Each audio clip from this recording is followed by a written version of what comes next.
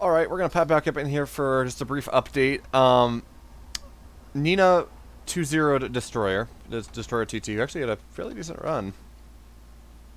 Uh, okay, now he beat Petting that because I've walkover.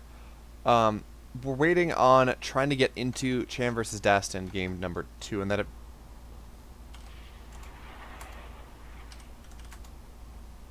Once that game number 1 ends, it looks like game number 1's been going on a while. I have been desperately checking the players in top tier practice to make sure I can bug Cham the minute he pops back up, but not yet. And I am sad because it looks like we're missing a rather fun game, or at least a long one, and long games can get pretty interesting. But as it stands, we're just in a holding pattern. We're waiting.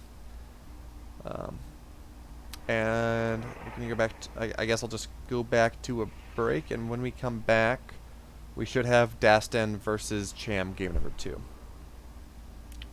And thanks for everyone for staying with me. I know watching a waiting screen is not the most fun, even if the music is, whether or not you enjoy the music with the waiting screen. But there's nothing for me to hop into, so there's not much I can do.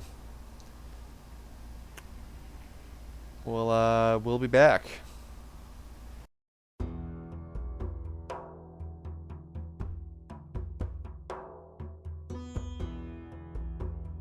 And that's just in time because they just finished.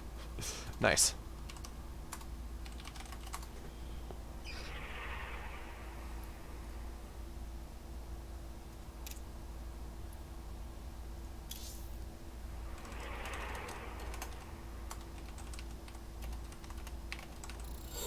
All right. So this is interesting. Talking about how things are going.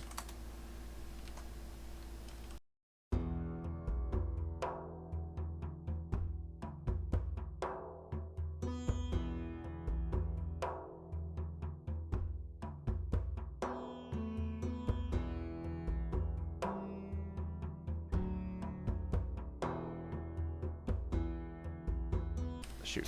Let's load into game number 2. And here in the bottom left, in the red for Exxon Esports, it is Cham. And in the upper right, in the blue, up 1-0. I'll fix the score in a second. It is Dastin, I guess.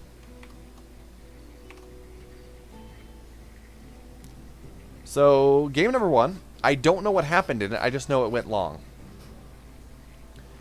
Which means it was probably some sort of late game Sky Toss versus Mass Spore Abduct shenanigans. I don't know much more than that. I can only extrapolate. These players play these games on no match history, so it's not like I can go and check their match history and figure out how things looked. And even then, I can only figure out like the first 5 minutes. Build order records only go so long. And we actually have Cham just taking the third by default. Says, hey, look, you got a probe here. You're probably going to try to block my natural. I'm not even going to bother with it. I'm going to send my drone out a little bit earlier, just take my third on time, or my natural on time at my third. Excuse me, which is fine. It really does not, at this point, with how these players are playing, it really does not impact things all that much. As Cham, again, just going for standard opener, 16, 18, 17. Only small interesting thing to note is he rallied his third drone into the gas rather than rallying 2 in the gas and taking 1 for minerals, which means a slightly slower speed, but that really does that really matter against Protoss in the grand scheme of things? Not really. Not unless Cham was planning on going for some sort of 330 Ling Flood, which he is probably not doing based off of that rally.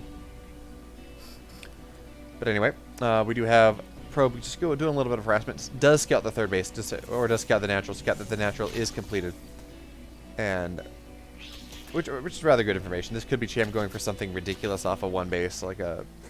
But even then, the 19 drone Roach Ravager Ling all in does that off of 2 bases for the larva. So there really wasn't much Cham was likely to be doing off of 1 base. But anyway, we have the actually Stalker first coming from Dastan here. Generally, you get an Adept out, you know, for scouting, for vision, for all these things. But Dastan's just very, very interested in making sure that Cham does not scout what he is doing. And behind this, there's going to be a Twilight. So already, this is looking like Gladeps because that's what every Protoss does. We're going to have to check the gas. I don't know exactly what the gas count, desired gas count is going to be. But we do have another gate behind this. Twilight on the way. And this is probably Glaive Adepts.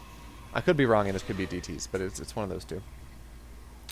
And actually, Gladeps are pretty strong in this particular situation, where the creep between your natural and your main and your natural is not exactly as connected as you would like. And there we have it. Glaive on the way, Robo on the way, and this is he's looking to hit that nice little 4-minute 30 timing with 4 gates, a bunch of Glaive Adepts, and yeah, that's what he's gonna do now. Cham actually doing a great job of just putting lings all across all possible exits of the base of Dastan, making sure that wherever this Warp Prism goes, when and wherever it leaves, Cham will see it, so he'll know the timing and the location, which will allow him to know exactly when to build units and where to position them, which is always nice.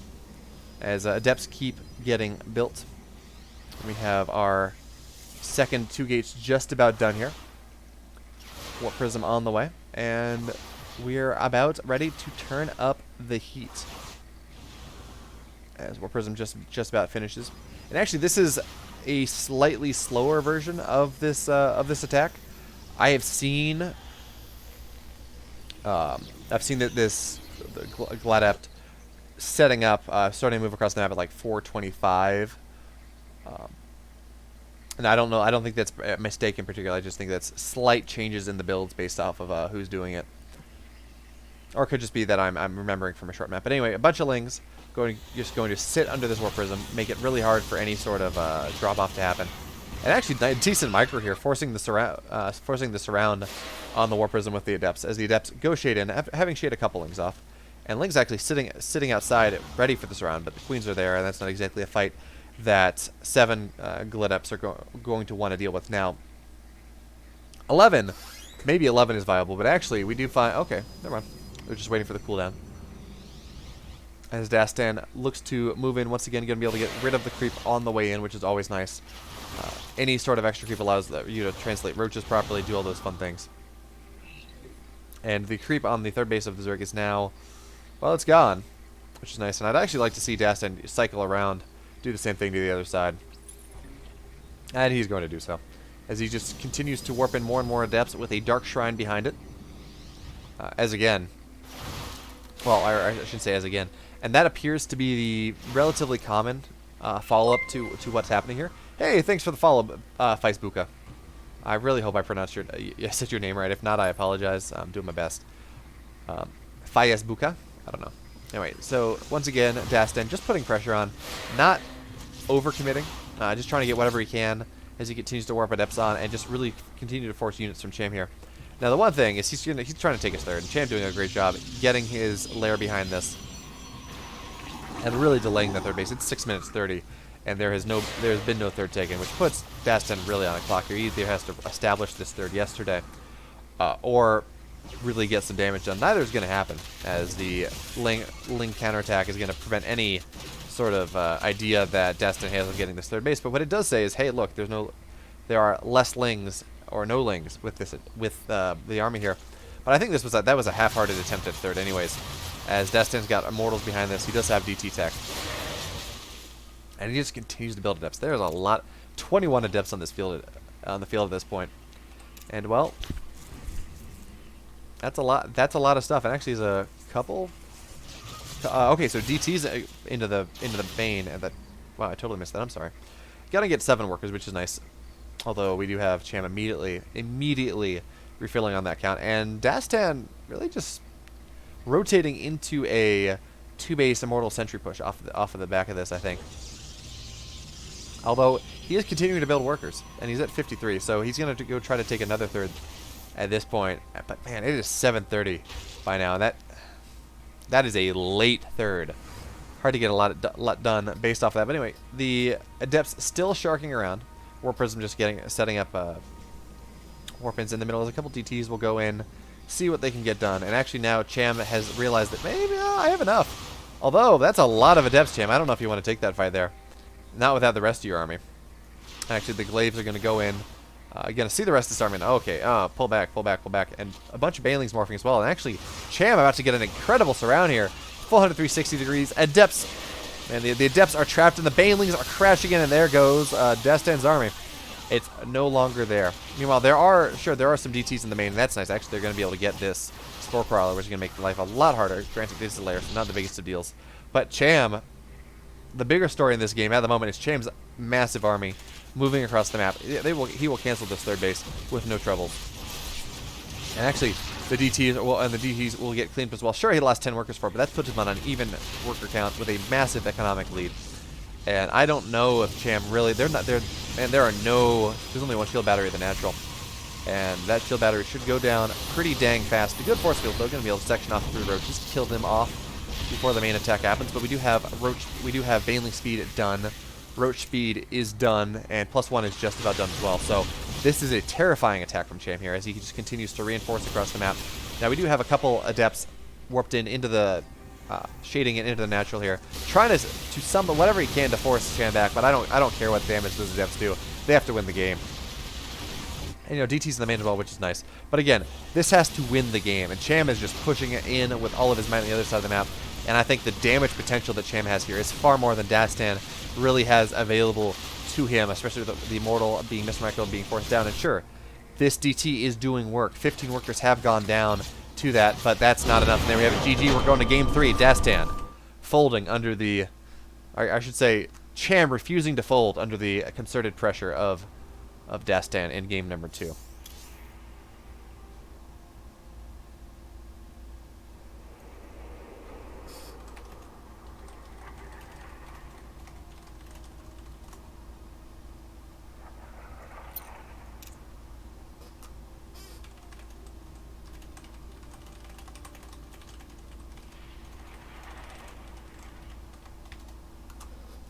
All right. This one is for all of the marbles. So as a reminder, we are definitely into the money rounds. I believe we're in the money rounds. Yeah. So 5th through 8th, we're not in the money rounds.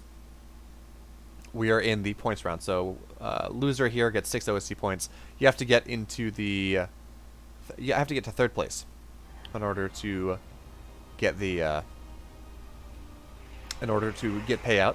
And the prize pool is actually expanded rather significantly. And that's a good time to shout out that if you have not already, it is free to contribute to this tournament. You go to the Matcherino page and use the code TTP5. You can contribute $1 for free for the coupon code to the tournament. Currently we're at $50, and I don't know if there are any codes left, but at the moment, we're still in a good situation. And the more, again, anything that we can do to support the lower level scene, the mid-tier scene, contributes to the longevity of this tournament. So Maple Z is doing a great thing by setting these tournaments up, by fronting some of the money himself and providing opportunities for others to provide. But I guess we should talk about that in a second, because we have game 3. It's on Death Aura, and we're loaded in. So let's introduce our players. And here we go, spawning the upper left in the red, taking game number 2 off of impeccable Gladep defense. It is Cham. And in the bottom right, in the blue, for Alpha X Latin America, it is Dastan. Dastan, I'm not totally sure. But we're going with what I can say. So we do have Dastan once again going for that hatch block. Says, no. You don't get the easy way, dude. I'm gonna make life as hard for you as possible. But Cham just says, you know what? My third's as good as my natural. It's not the biggest of deals. I can deal with it. This is all the rage on ladder. And actually, if you watch Scarlet play at the highest level, she doesn't even try to take the natural half the time. She just goes and immediately rallies her drone to the 3rd base. and actually takes the drone off minerals just a little bit earlier so she can make sure to get it at the proper timing. Not much to talk about here, as again Cham going for the standard opener, Dastan going for the same standard opener, gate expand, pylon scout, and that's kind of what's happening here. Not a lot to talk about. It's gonna be interesting to see how players' tech paths progress. I don't know what I don't know what happened in game 1. I just know it was long. Game 2 we had Gledeps held as Cham scouted it, and Dastan was really never able to find the angle to go and get something done. It would have been maybe interesting to see him try to shade the adepts in, the Gladeps in on 2 different fronts, but again, Cham is number 10 on the North American Grandmaster ladder. He's a pretty dang good player, and I don't even know if splitting up the adepts there would have been able to do any sort of damage. And sure, Dastan was able to do a little bit more with the DT follow-up, with warping adepts into the main, things like that, but by then it was too late, and his lack of a third. He tried to take it once at 630, but that really was not enough. And by the time he tried to take it for real, he just didn't have the economy to be able to match what Cham was doing. As we do have the Lings just kind of shooing the probe across the map. Actually, going to run into the Adept as well. So this is probably one dead Ling. Actually, the Adept is just going to go in. Yeah, one dead Ling, which is not the end of the world. Means that neither Cham nor Dastan have a perfect game, as Cham was able to get the probe as it ran across the map. And we do have Cham going in for a scout. He will, in fact, see the Stargate. Interestingly enough, Dastan put it there. I guess because there's no perf spot, there's no peeper spot right there, so maybe he thinks he's going to be able to hide it better than at the back of the base where the Overlord of Cham is actually hiding out. But Stargate on the way. And this means probably going for an expand build, but we do have paired adepts here. And Cham with... okay, so Cham does have 7 things. So Cham with the proper amount of links to deal with this is just going to be able to ward it off just fine. This is annoying that he can't, with slow Ling up until just now, he can't really circulate between the natural and the third all that easily. So there is a play where Dastan's just kind of bounces back and forth, but Cham is too good for that. Says, nah, this isn't going to work. And actually Cham with a really fast +1 melee here. I don't know exactly what he's going for off of this, but this is quite a fast +1 melee. Generally, you'll see players start +1 melee right around the time that Lair finishes, but Cham going for a more Zergling-focused style this game as he just continues to drone up. And actually, Cham heavily supply block here, not expecting the Phoenix to take his Overlord out. Only just now starting the second Overlord. This is 48 out of 42. And this is punishing. This is probably about 30 seconds of supply block here, right during one of the most critical periods of the game, when your third is up, when your injects are kind of popping, and you really want to start skyrocketing your army count or your drone count. There he has 8 more drones on the way, but that's a punishing supply block. That is not something that Cham expected or accounted for in this game.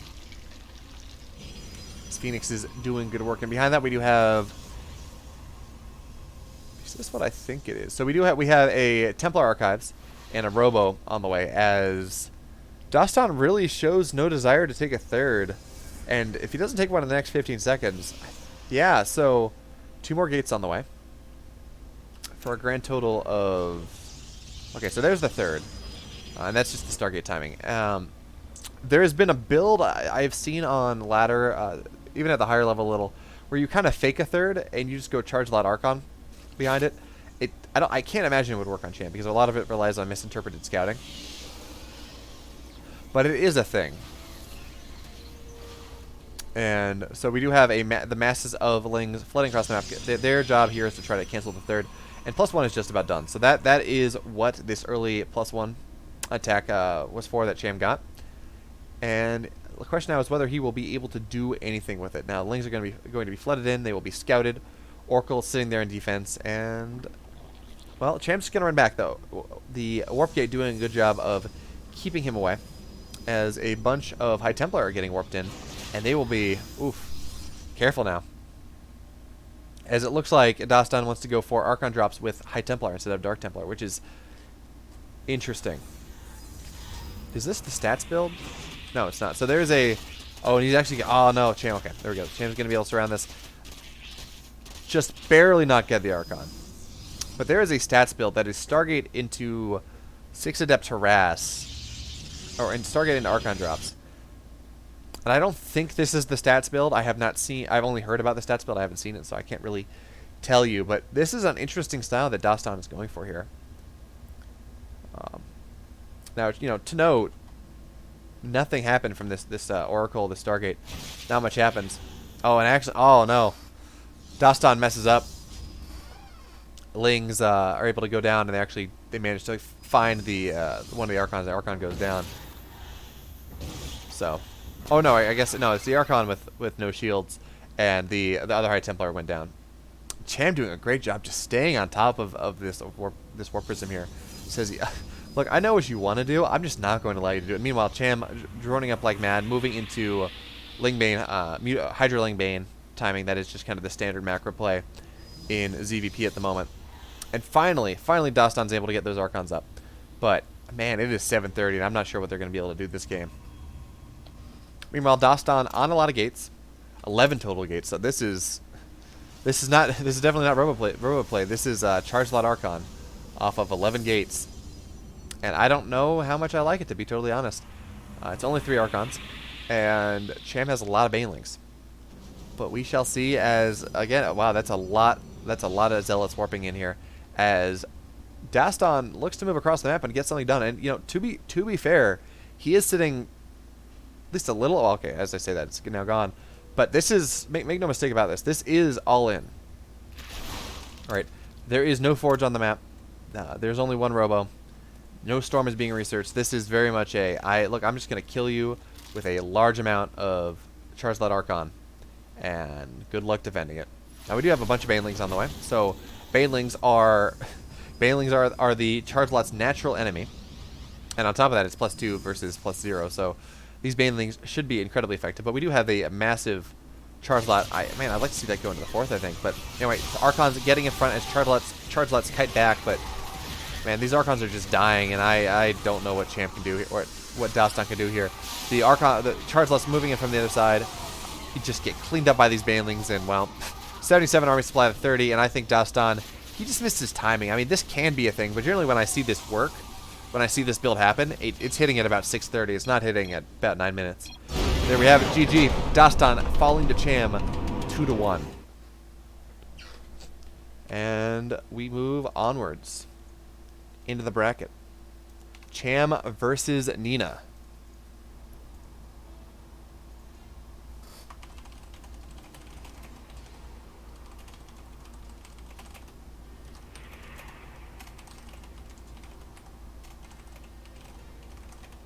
Is what we're going to go into next.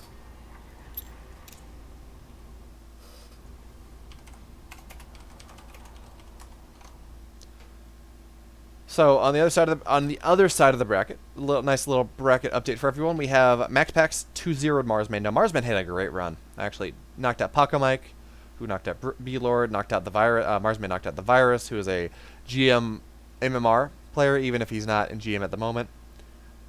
And who else did Marsman kill? Yeah, Marsman got seeding. He's number 3 in the bracket. So, I don't know. Maybe I shouldn't be quote-unquote surprised. Marsman's been playing. It looks like Marsman's been playing in a lot of stuff like this and been doing well. So,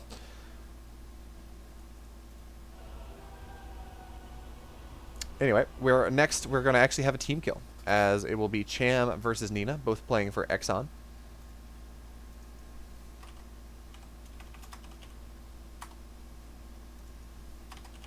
And we are still in best of 3 territory.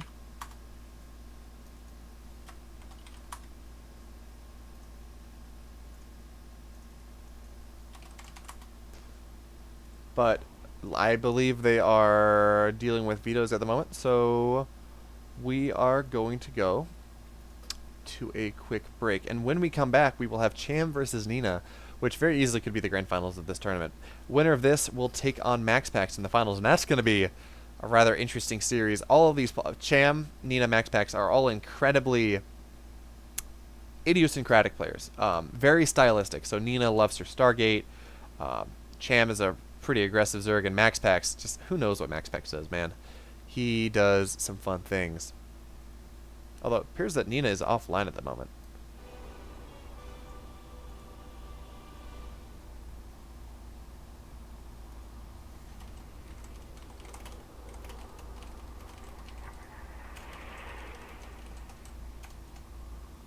So we're going to go to break. When we get back, some fun times.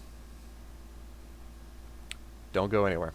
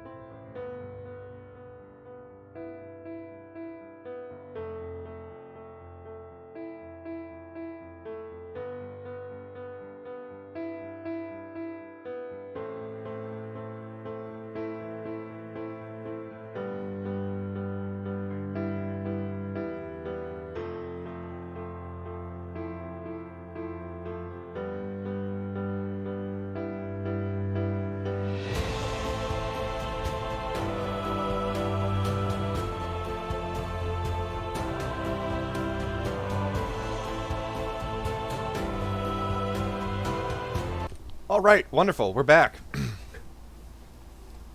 Looks like Nina just got stuck in a ladder game that she was playing while waiting for things. Well, she was waiting for the previous series to end, and so she had to finish that, and we had to get bands going, and then we had to get into it. So, Nina versus Cham. This is the semifinals. Winner goes on to the finals. This best of 3. First map will be on Pillars of Gold. And this is exciting because, again, these are 2 of the top 10 players in North America. Cham sitting at about 10 on GM right now. Nina was sitting at number 8. Before that last game, I don't know where that put her up or down. So 2 incredibly good players. And we get to watch that in the semifinals. This could very easily be the finals. But that is all fun, all games, but let's go into things because we got a game going. And here we are in the upper right. In the red, representing Exxon, it is Cham.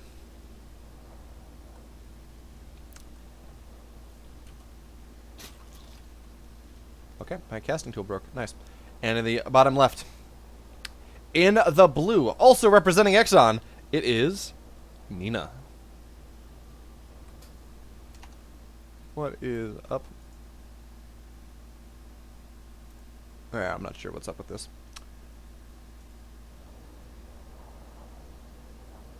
Alright, anyway. We have a PvZ on Pillars of Gold. Now, interesting things about Pillars of Gold. It's one of the larger maps in the pool. It has, what is that? 14 bases, so 2 less than the absolute maximum, which is 16 ice and chrome. But also, it's got a fairly large ramp, so it requires 3 Protoss buildings to wall off instead of the 2 you'll see on Eternal Empire or something. So that does make it a little bit more susceptible to early pool things, but again, that's not something Cham has gone for this series. All of his aggression has come in the mid-game, or mid to late game coming off of holding pressure. Excuse me. Anyway, so Cham going for hatch gas pool, pretty much the most standard thing possible. And I don't expect anything too insane from this game one is, well, not only do these players play each other a lot, and I mean a lot in tournaments, they play each other on ladder all the time too. There are very few players of the MMR, so they have two. You know, the system has two options: either place them against each other, or have players play that are, you know, 1,000 MMR difference or something, and that's not good for anyone. So again, you see players like this. They play a lot. They have you would expect them to have fairly solid understandings of each other, of their play. Like Nina is going for generally for Phoenixes, but not this game. And actually, she traps her probe as she builds her Twilight Council, and that's unfortunate. That just means one less probe. Okay, so she recalls it. I guess there's not much she's gonna need to recall at this point in the game. Actually, it's interesting. You can see kind of the levels of efficiency in this game versus, say, what's his name was going for. Oh, the Masters Protoss, right? Who went? Oh yeah, Rumsley. There we go. So yeah, you know, I get adept, then I get a stalker, and I'm just gonna deny scouting. Nina's saying, look, I don't care what you scout. I'm doing it anyways. I'm going to get that extra adept, which means my initial adept pressure with glaives is going to be more powerful, but also I have more gas to do it faster, etc., etc., etc.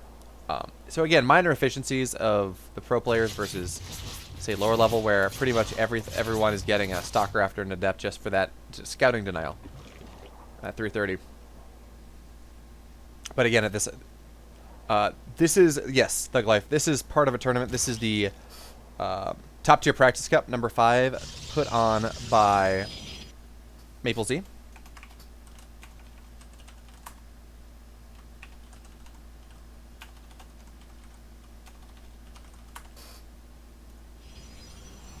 Alright, so Nina going for a third behind this, or at least pretending that she wants a third, as we do have only 3 gates. So this is 3 gate adept, and that's interesting. Generally, when you see glaives taken at this timing, this is for 4 gate adept pressure, the Zest build that he does every time. However, this is only 3 gates, and there is no robo behind this, so this is defensive glaives. And I don't think I've seen this all that often. This is interesting. So this is just going to defend the 4-minute third that Nina's going for here. Meanwhile, she will move, I guess she will move across the map with these 6 adepts. And the robo is down now. So I don't know. I really don't know how this build interacts. I've never seen it before. So this is interesting. She's going to go in. She's going to find the 4 queens. And actually, so all 4 queens in the game sitting up front. And I guess part of this, right, is she can try to...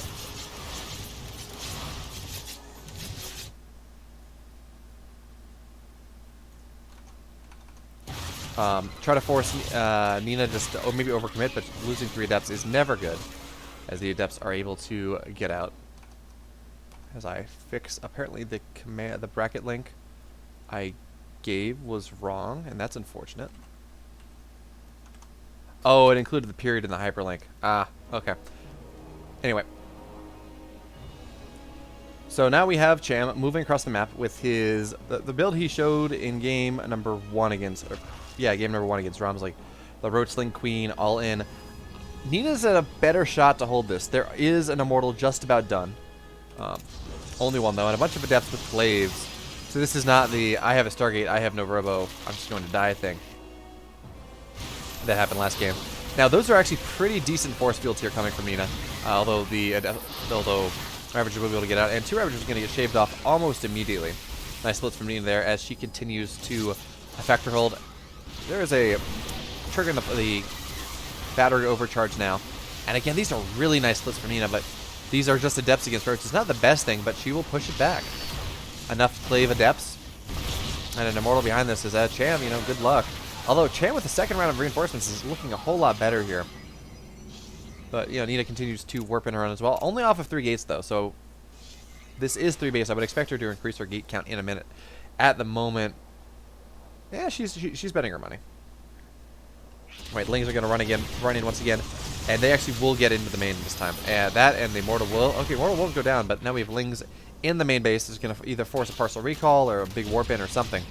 But this is not something any Protoss ever wants to have to deal with, and that's really all thanks to the Overlord on the high ground there that can actually find when the gaps are open in the wall. Really only 3 workers going down, which is well handled by Nina here, as she continues to get herself ahead. She is up 11 workers. Down on economy, or down on army supply at the moment, but that continues to ameliorate itself as things progress. Yeah, there is money in the...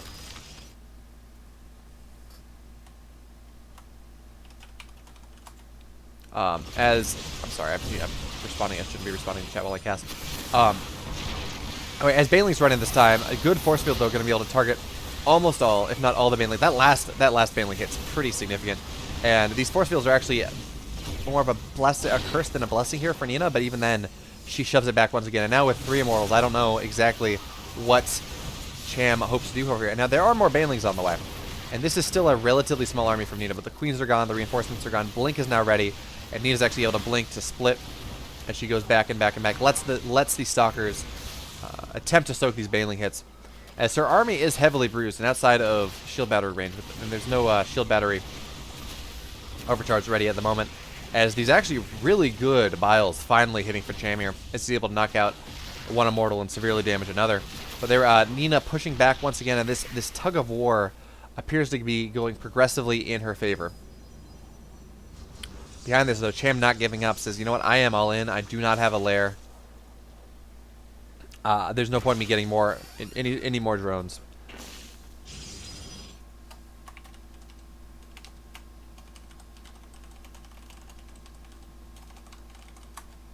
And Nina just is progressing up her tech tree.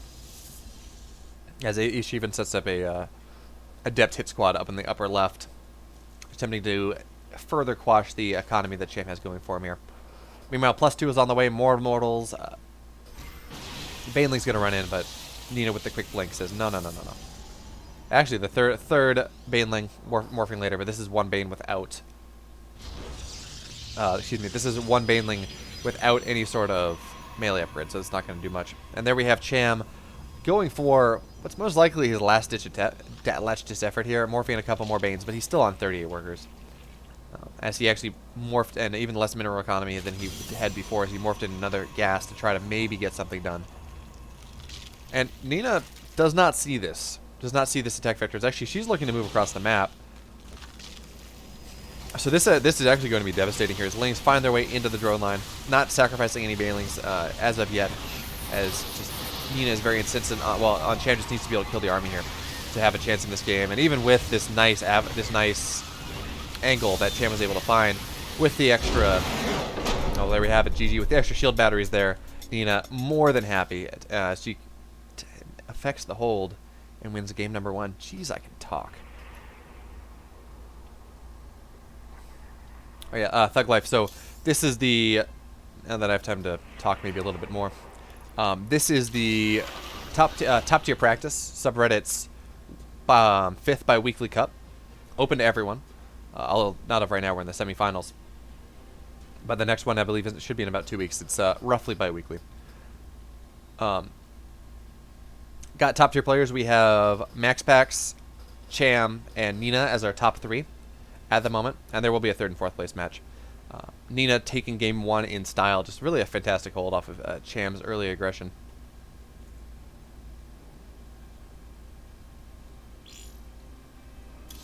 And we're going to have game number 2 on Death Aura. And if you want to contribute to the matcherino, you don't even have to contribute your own money. If you use the TTP5 matcherino code, so you have to log in, you say contribute, and you include TTP5 in all caps in the coupon code window. That will contribute $1 to the tournament without requiring anything of you at all. Currently, I believe the pot is at about $50, and I don't know how the percentiles work out on that, but that's exciting. Any money we can funnel into these players, the better. Support the scene.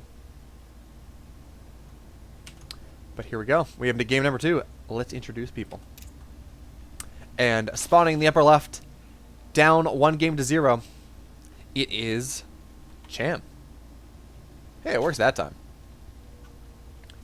And on the bottom right, in the blue, up 1 game on a fantastic hold. It is Exxon's very own Nina.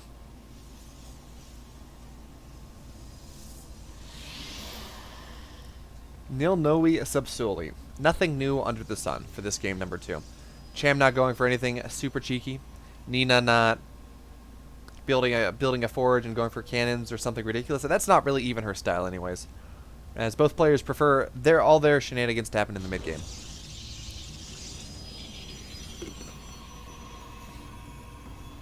Actually, I'm rather hoping we see Nina win here. Not that it's going to affect what I'm talking about, but Nina lost a rather interesting best of 3 yesterday during the EPT Cup to a French Protoss by the name of Cripsale, who I've never heard of. And if someone knows who he is in chat, please let me know. Some no-name guy actually made his way to the quarterfinals before getting smashed by Euthermal. But he was doing these ridiculous cannon rush into carrier things on PvP. Really interesting games. And they certainly threw Nina for a loop. But I would love to see some shenanigans like that. And MaxPax is known for similar type of nonsense. But, you know, I'm not going to be complaining regardless of how this goes, as we are getting some great games. That was a fantastic hold by Nina, game number 1. And really the question here is, as Nina was able to hold that rather spectacularly off of not a ton of scouting, to be totally honest. Cham did a good job selling it with all of his queens in the front to make it look like he was going more macro and had more queens, etc., etc., etc. Now, I'm sure there are things that Nina picked up on that I didn't, because I don't play Cham on a daily basis, and I'm okay, but I'm not pro level, obviously. But to my eyes, Cham did a pretty good job holding what that was from what Nina saw in that game. So Nina with a great hold, just with how she conducted her build order, and now we have the fun. Now we have the Nina style going on. Nina going for Stargate, not even. Wow, I can talk. Before the natural even finishes, and Nina, if there's one thing you got to know about, 2 things you got to know about Nina. One is she loves her Blink Stalkers. 2 is, well, she loves her Stargate, especially against Protoss or against Zerg, and especially her Mass Phoenix play. It's a rather interesting style. She goes off like 2 or 3 Stargates and just dominates the map and makes the Zerg cry, because they can never really do anything. Because the second they move out or whatever, the mineral line just goes down.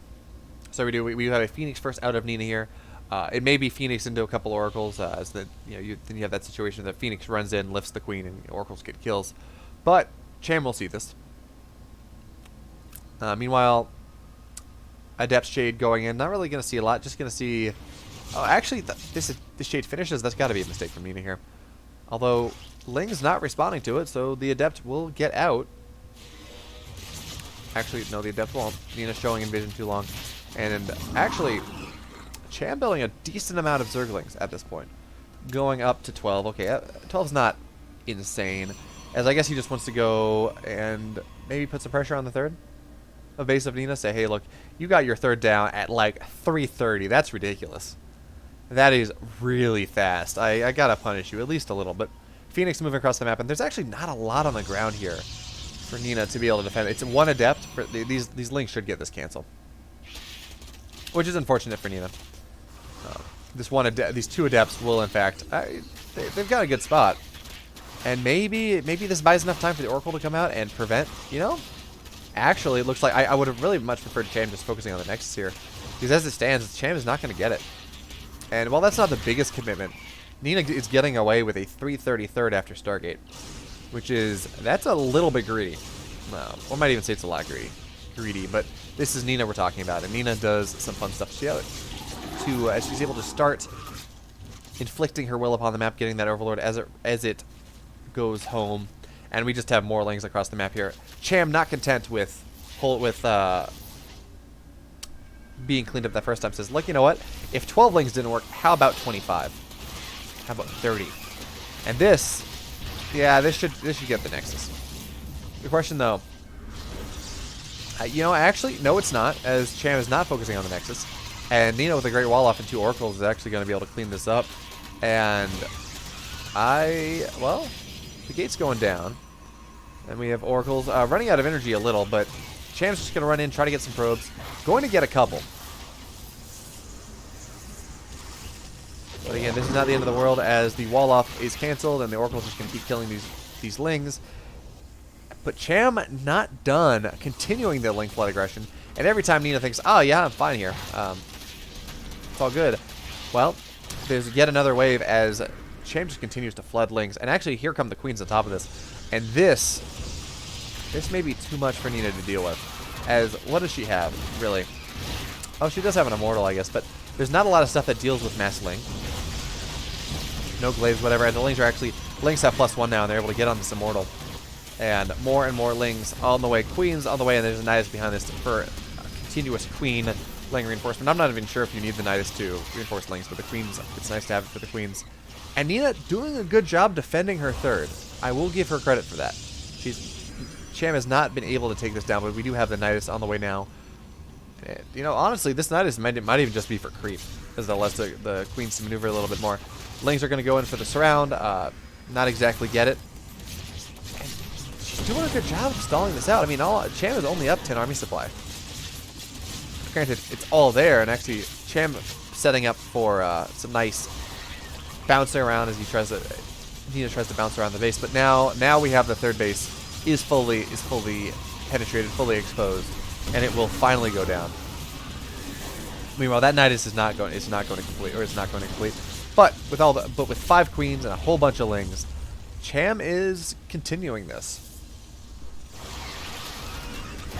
Now, Baneling Nest is not done yet. I feel like it's a bit late Baneling Nest, especially considering how Nina wants to hold here. So just a bunch of Banelings here would probably win the game. But no, right now we just have the queens on hold position. As the Phoenixes lift 2 Phoenixes and try to deal with the other 3. And the Oracles, actually with 4 Oracles with the shield battery behind this, Oracles are doing a great job of cleaning these queens up, but there's still 4 remaining. And the lings on the ground, well, you know what? Nina is holding here. And it's only 46 workers for the Zerg behind this.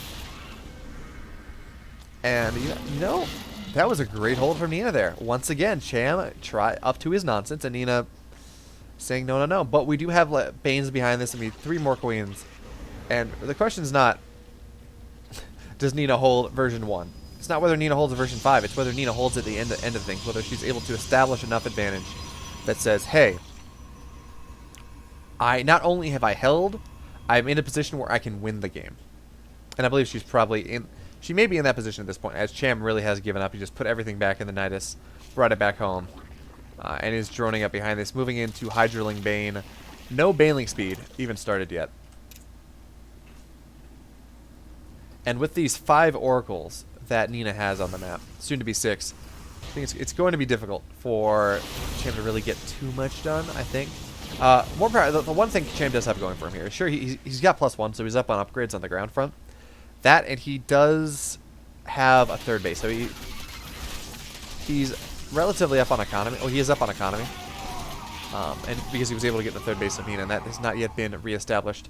And actually, there's not a lot of defense on this third base, at least for the moment. Nina's army rotating around now, but Nina's Sky army rotating around now, but Oracles will just annihilate these lings. Meanwhile, Nina moving across the map with her ground army. A bunch of adepts with no ground upgrades. But again, this is still scary. It's like 6 force fields and 2 immortals. And there's not a lot really on the ground on this side of the map for Cham as he continues to pump Hydras out. And this actually should be a dead 4th base for Cham here as Nina just walls things off. But okay, we do have a surround coming in. But the Oracle's actually going to be able to get on top of these slow Banelings before anything really happens. And Nina now with a warp. Nina now suddenly up like 70 supply. Says, you know what, Cham, you tried, more power to you, but I'm going to kill you now. And there she goes. She runs into the natural with all of her Oracles. Her Oracles are out of energy, so some of this, about 15 of the supply is not exactly functional, but the rest of it, that is the scary part. With the Immortal here, the Spine is worth nothing. Adept's able to get onto the Hydras, and there we have it, GG. Nina taking it 2-0 and moving on to the finals, where she will face Max Pax.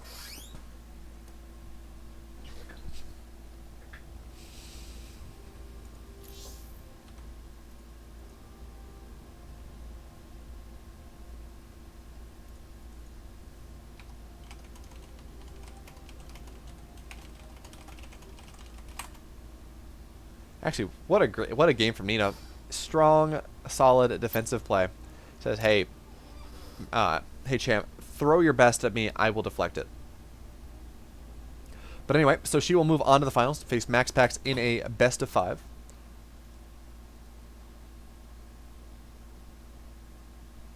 And that's going to be fun. Nina with her penchant for Stargate. Max Packs with his penchant for who knows what shenanigans. I don't watch enough Max Packs games.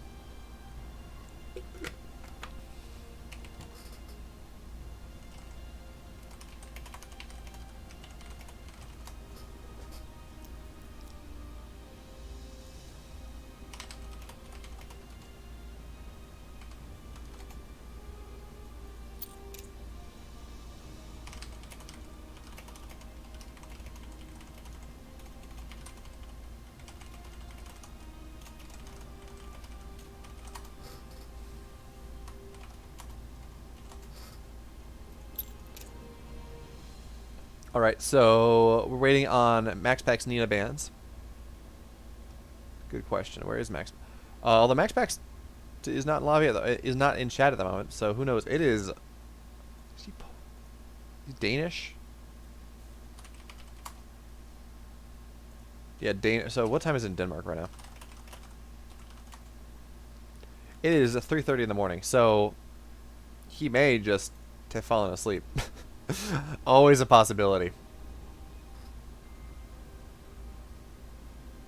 But while we find Max Packs as things go onwards, we're gonna go to hopefully our last break of the day.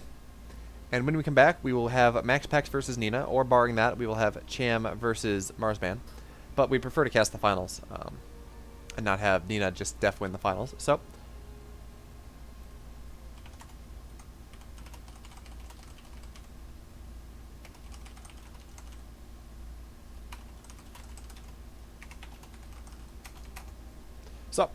I will be back with the grand finals of the Top Tier Practice Cup number 5.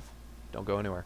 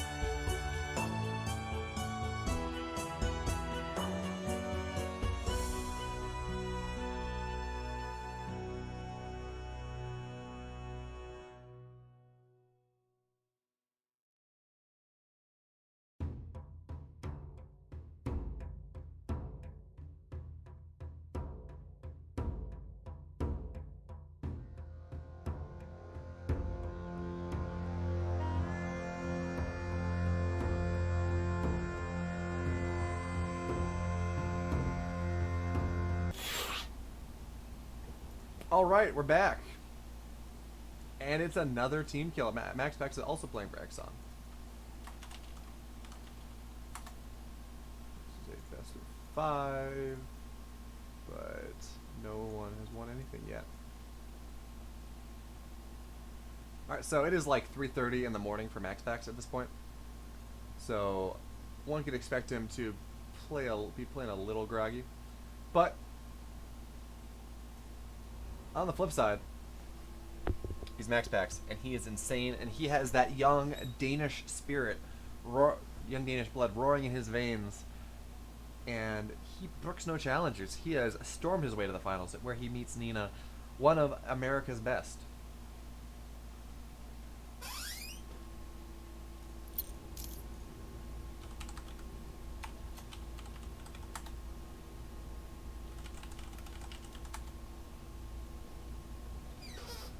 And again, this is somewhat of a team. I apologize. I don't know how much players on Exxon play against each other, especially cross-server. But at least this is somewhat of a team kill. As, you know, Max Pax and Nina, they're both on the same team. They both play Protoss. I'm sure they at least talk about how things should go.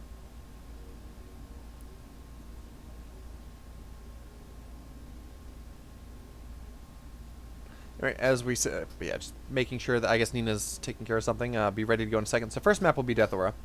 After that,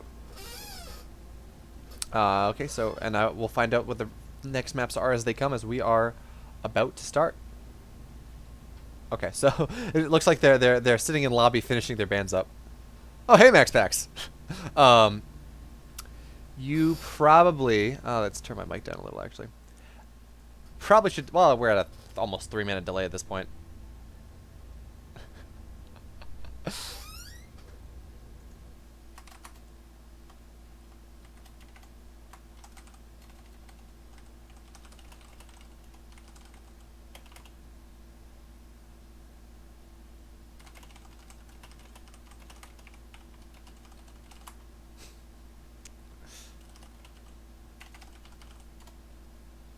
All right. So, shout out to Max Pax, actually showing up to the stream. That's pretty cool. But more importantly, we have a game and they're loaded in. Let's introduce our players, and here we go for the grand finals of the TopTierPractice Cup number 5. In the bottom left, in the green, the Danish sensation. He is Max Pax. And in the upper left, in the red, in the blue, also representing Exxon, it is one of America's finest. It is Nina. All right. This is going to be a fun one. Max Pax already out with the cheeky proxy probe, sending 2 probes across the map because, you know, why do just one? The first probe to say, hey, look, I'm scouting, I'm playing normal. The second probe to say, I'm not playing normal at all. And here we go. Max Pax taking the proxy location. This is looking like it might be. Is Max Pax just rallying this home? And am I getting excited for nothing here? Was this just a scout to make sure that there was no insane proxy from Nina? It was. Max Pax, your reputation precedes you, and I got really excited. That being said, Max Pax is just going to try to prevent any sort of wall-up from happening, but on the flip side, he's going to lose the probe for it. It's a little bit mismicro there that we can't attribute to cross-server lag. Most likely, I mean, I assume they're playing on US East, but he's playing from Denmark, so it's maybe not the best conditions for him. And it's also like 4 in the morning. So, Nina, what are you doing with this probe, huh? What are you doing, buddy? She goes, and looks like she wants. This is a probe stayed down here. It looks like she's gonna want to proxy something there eventually, maybe. I assume her third pylon, as yeah, we only have 2 pylons down. So, the one thing that you see pros doing in PvP nowadays, that's really that second pylon, but not this game, but that third pylon really likes to get shown elsewhere on the map. Is it the pros? You know, if you're scouting properly, that just freaks people out, forces overreactions maybe. And the interesting thing here, actually, so generally, you know, you see the wall off, right? Say, hey, adept, no scary thing. So you can actually do a full wall off should adepts try to go into the main base. MaxPack's not doing that. In fact, has allowed Nina to get a 100% cancel on any sort of wall off here. Actually, and leaving this here is pretty valid for her, to be totally honest, as there's no possible wall here that she can get within the pylon range, which means that her adepts that are on the map, on the way, will probably be able to get in. Actually, so MaxPack's just going to wall with a couple pylons. And this game's getting weird already, because it's a MaxPack's game, and no one ever said that those games had to be normal. So we have the adepts going to run in, there will be a wall, and I was just clearly not creative enough looking for the gateway wall. That's not happening. But MaxPack's actually letting his adepts finish. I don't think that's what he intended. As he's actually going to be able to get in now, and the Stalker maybe going to go down, but there's a shield battery, there's a Phoenix, and the adepts are just going to go home. But there are 2 more adepts on the way, so this is 4 adepts from Nina here. I'm sorry, did I say MaxPack's let the adepts finish? Nina let the adepts finish. Because apparently I don't know what I'm talking about in this game. Anyway, the adepts coming 2 by 2 from Nina here, as we just have Mass Phoenix on the way. Phoenix will be able to scout the fact that there are, in fact, 4 adepts, and Phoenix is going to be able to pick them off 1 by 1. Should be able to, yeah, okay, gets this one. Should be able to get 1 more, and the wall is complete once again. Meanwhile, MaxPack just piloting the natural of Nina, says, look, if you're going to want to expand, I'm going to really know about it, and I'm going to make you work for it. And this is 1 base Phoenix versus 1 base... Okay, it looks like Nina doesn't want to expand, but currently 1 base Phoenix versus 1 base Blink. Have you ever seen such a thing? I certainly have not. Granted, I don't watch a ton of MaxPack's games. I don't watch Nina stream all that much. I'm a dirty Zerg player, so that's kind of the streams I follow, unless I'm watching a tournament. Meanwhile, MaxPack does have a probe on the other side of the map. And this may just be for a delayed scout, but my heart wants to believe that MaxPack is doing some ridiculous tomfoolery. Who knows? I don't. But anyway, both players attempted to expand, and MaxPack really should not be able to punish the actual expand here, but there is actually no shield battery in the main of Nina, so MaxPack's theoretically able to do a lot of damage. In actuality, lacking on the energy to actually do any lifts, so Nina will get away with having that absolutely undefended as her Stalkers are on the front as she looks to move across the map. And incoming, we have Blink Stalker aggression at the very least from Nina. Did she finish? Yeah, so she has a Robo, but no Warp Prism. As she moves across the map, one would expect a Warp Prism to maybe follow this Observer, but this is just pressure. I don't think this is an attempted kill move, especially not with the Immortal out for MaxPack already. And really what this is trying to do more than anything is just put some pressure on, force some units out that MaxPack doesn't want to build, maybe snipe some tech units, snipe a sentry. We'll see, but with the quick blink back, say that 5 times fast, Nina not all that interested in really upping the taps on this aggression. And actually, that's fancy. MaxPack's going for a hallucinated Immortal, says, really, don't touch me, Nina. I got 2 Immortals, you don't want to fight this. Nina's going to run in, snipe a Stalker, snipe a Sentry, and run out. Meanwhile, Stalkers are going to be able to pick out, or Phoenix is going to be able to pick out a Stalker in exchange. And Nina just making good use of the fact that A, she's probably on a little bit better latency, and B, she has the more maneuverable tech. Although they're now with 3 Immortals out, this is a rather difficult premise for Nina to follow up on. As she just moves around, but it looks like she's preparing to try to move into the map. To jump on jump into the main with the Observer moving in. Meanwhile, MaxPack with a slow warp in across the map, putting adepts into the natural. There's nothing to defend this.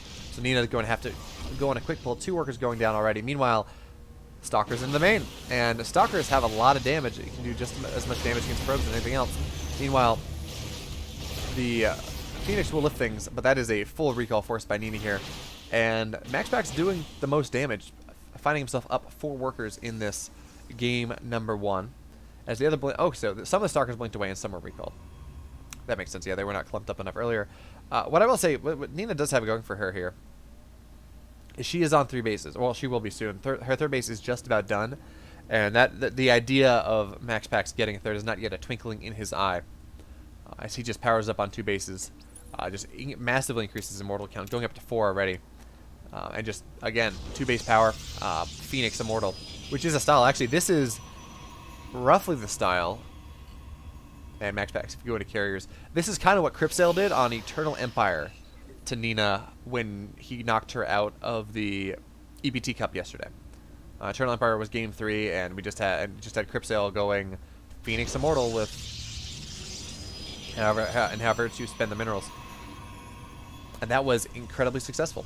And that's a hard thing to bust. Phoenix just lift half the stalkers, and the other half just gets blown up by immortals.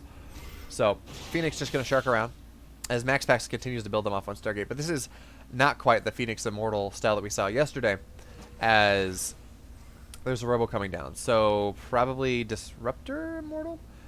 Nina with good stalker position was able to get one of the Phoenix that was rallied in, so that's nice. And the second Phoenix going down as well for a grand total of just the one Phoenix. Okay, so that was a probe, I guess, in the middle of the map that we saw die.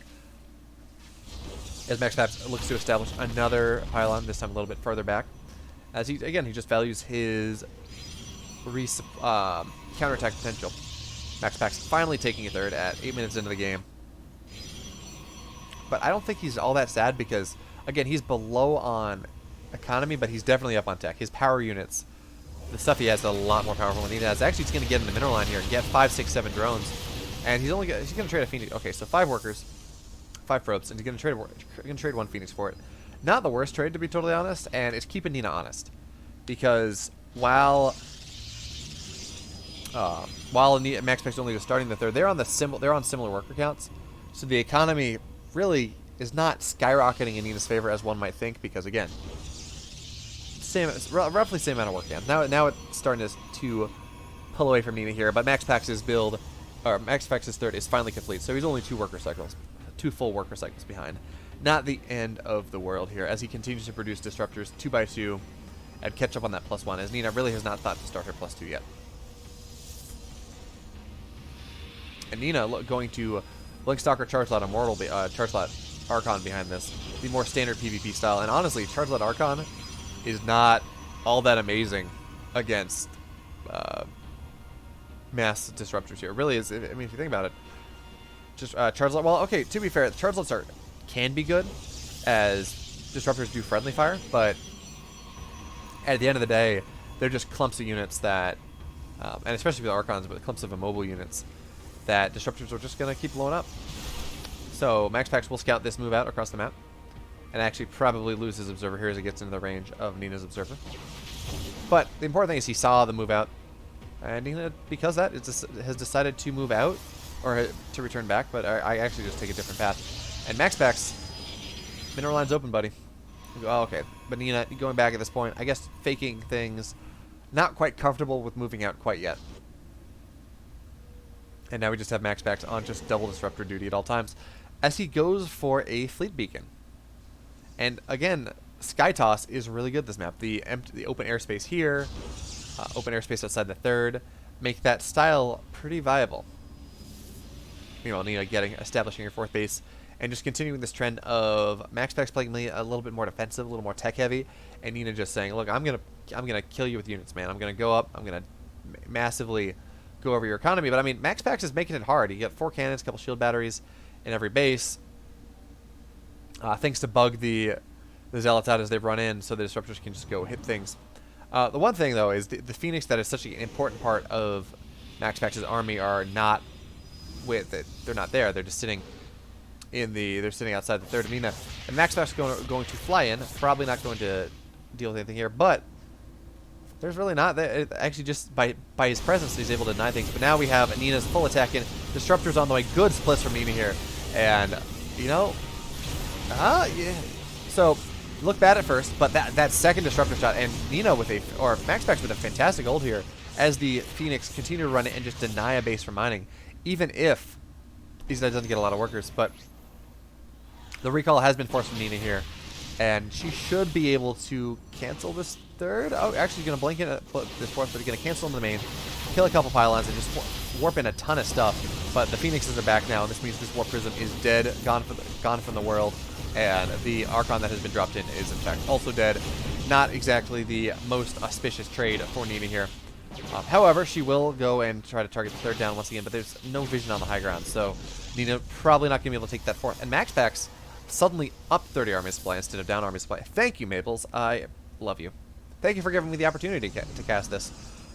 I wish I had known about it sooner, or I would have promoted it, but I just happened to be looking at Matcherino today and saw there was a top tier practice cup. So it goes. Meanwhile, so again, I was talking about how Nina lost yesterday, right? It was Phoenix Immortal into carriers, and MaxPax is doing that. MaxPax taking the intermediate step of getting a bunch of disruptors, which really was valuable in this game.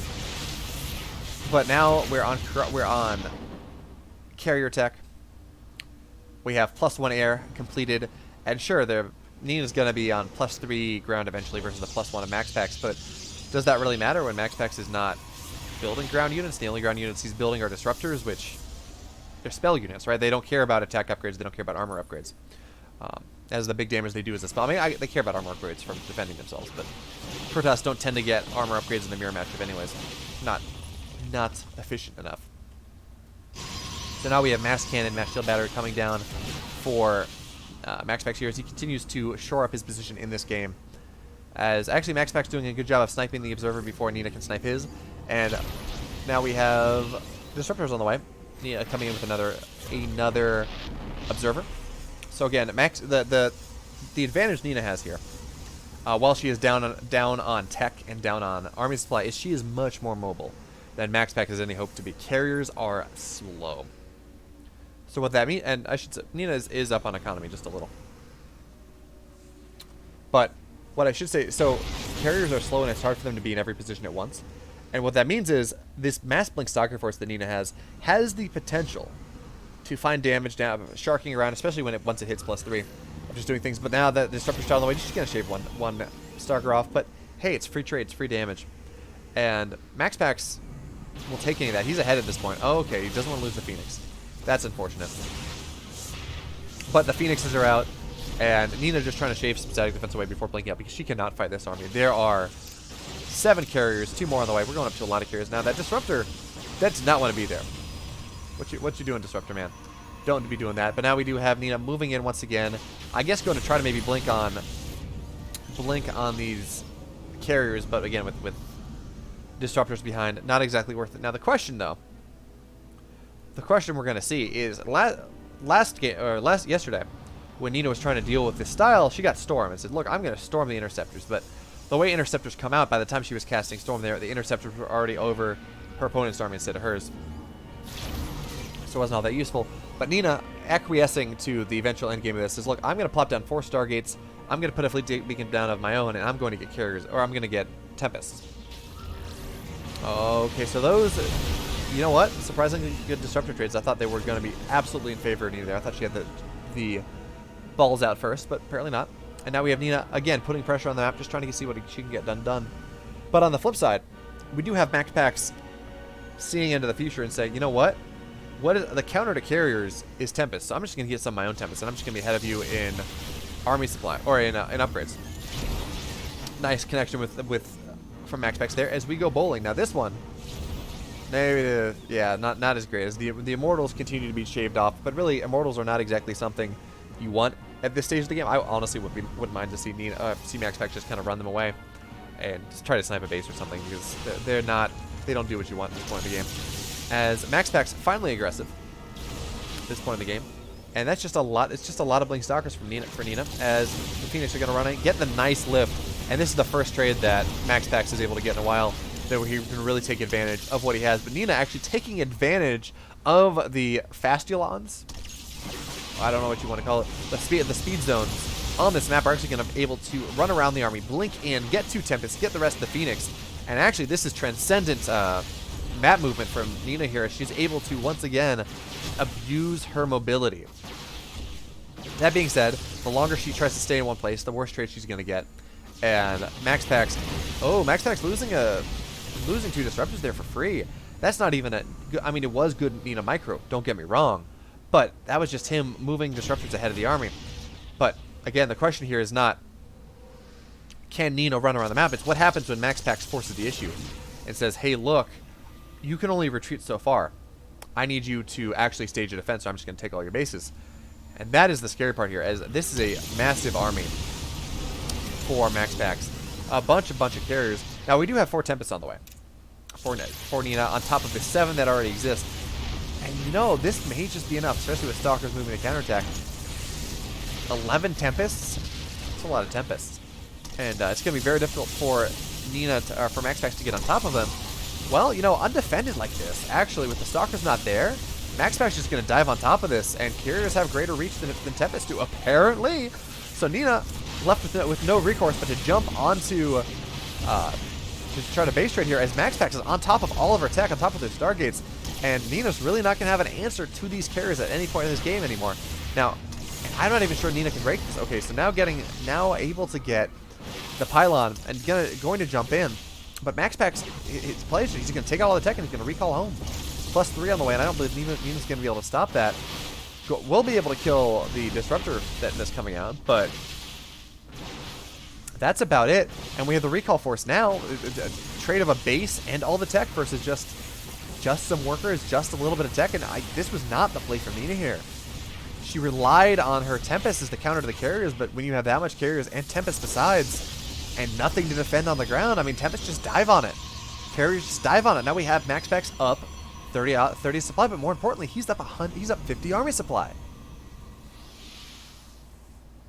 And sure, MaxPax is up 20 workers, and sure, or Nina's up 20 workers, and sure, Nina has a significant income lead, but what's she gonna do? I mean, MaxPax he has a bank, and if he just throws down a bunch of cannons, it's gonna be really hard for these Stalkers to blink on and do anything. Meanwhile, MaxPax owns the map. Well, I should say he just owns the map. He owns wherever he is, right? And we do finally have that Immortal on a run by trying to get something done.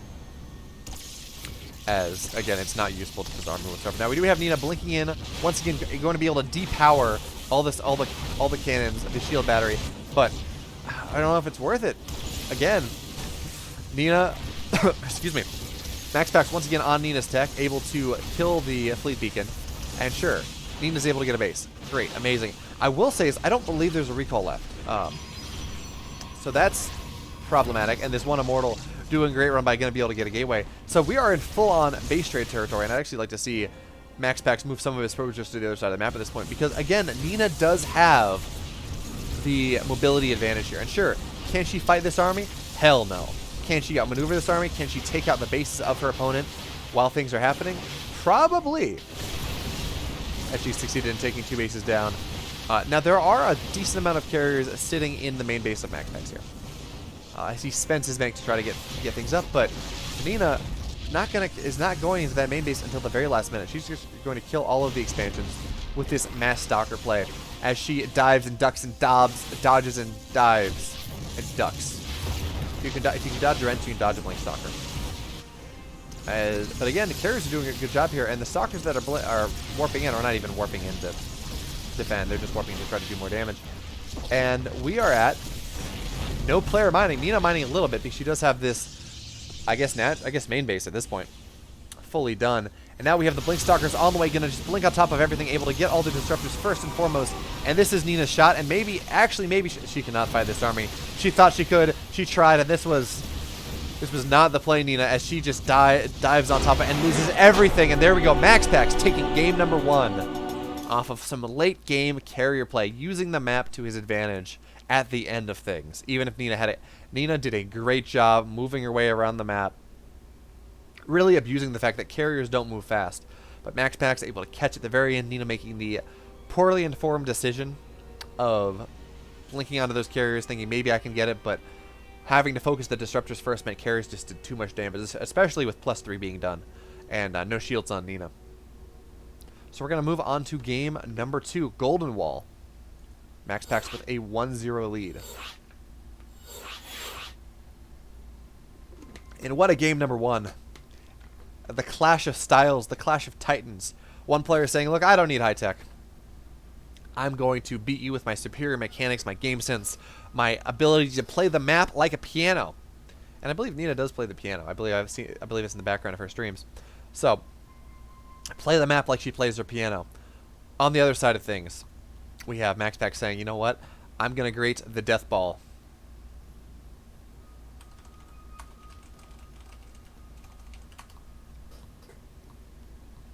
I'm going to create the Death Ball, and I'm just going to run it down your throat eventually. I'm going to say, you know what? I believe I can build the army that you cannot stop.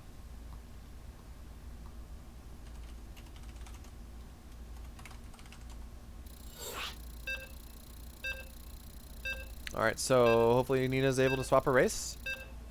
Yeah, there we go.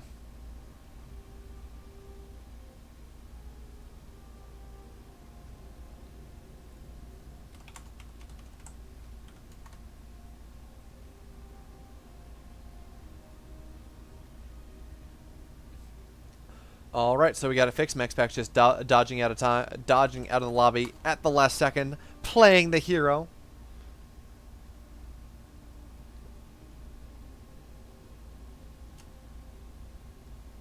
And we're getting ready to move on to game 2. I forgot that I was lobby lead. Anyway, so PvP on Golden Wall. Lots of places to proxy. Golden Wall is effectively an island map. It's an island map that you can put drawbridges down at. Mine paths open. And that should be some interesting play, especially considering both players' proclivities for playing Skytoss in some way, shape, or form. Whether it's the Mass Phoenix thing that Nina loves to go for, whether it's the late game carriers that MaxPax is going for. Different things. But we'll see what happens because we're in game number 2. And in the bottom right, in the green, up one game to 0 off of a rather fancy carrier play, it is MaxPax. And in the bottom left, in the red, we have Exxon's very own Nina, who has long been one of North America's greatest Protoss, making her name for really cheeky things like Colossus drops and really crazy Blink Stalker micro, and just slowly evolving into a much stronger overall Protoss. Granted, you don't get to the highest level, competing in tournaments, competing in WCS, whatever, without at least some ability, or without at least some skill.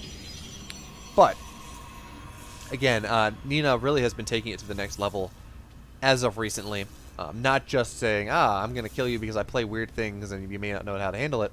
MaxPax, with the cheek, says, you know what? I'm going to pile and block your natural. It's not going to happen, man. You do not get to do a fast expand on me, not on this map. Not while I can help it. And we have Nina already breaking down the minerals and to be able to get the other third, or maybe even just expand there. I don't know, but considering this is a gate expand coming here from Nina, she will just be able to get this pylon down just a little bit late. And MaxPax will see that the minerals are being mined out.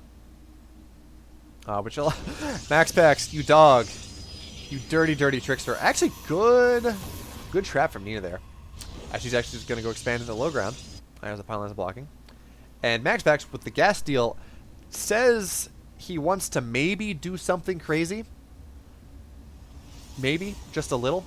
As anything he can do here that prevents the gas mining is going to make it harder for Nina to respond to what he's doing. And I guess that crazy thing that he's going for is a Stargate here, which honestly is not all that crazy.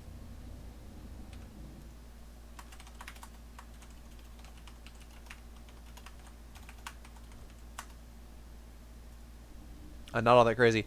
But with the gas deal and everything else, I mean, Nina's just stuck on one gas, which is not ideal. These players, I don't even... Okay, so now we have Nina blocking the minerals, so MaxPax struggles to mine it, which means that she's going to be able to trap and kill the probe.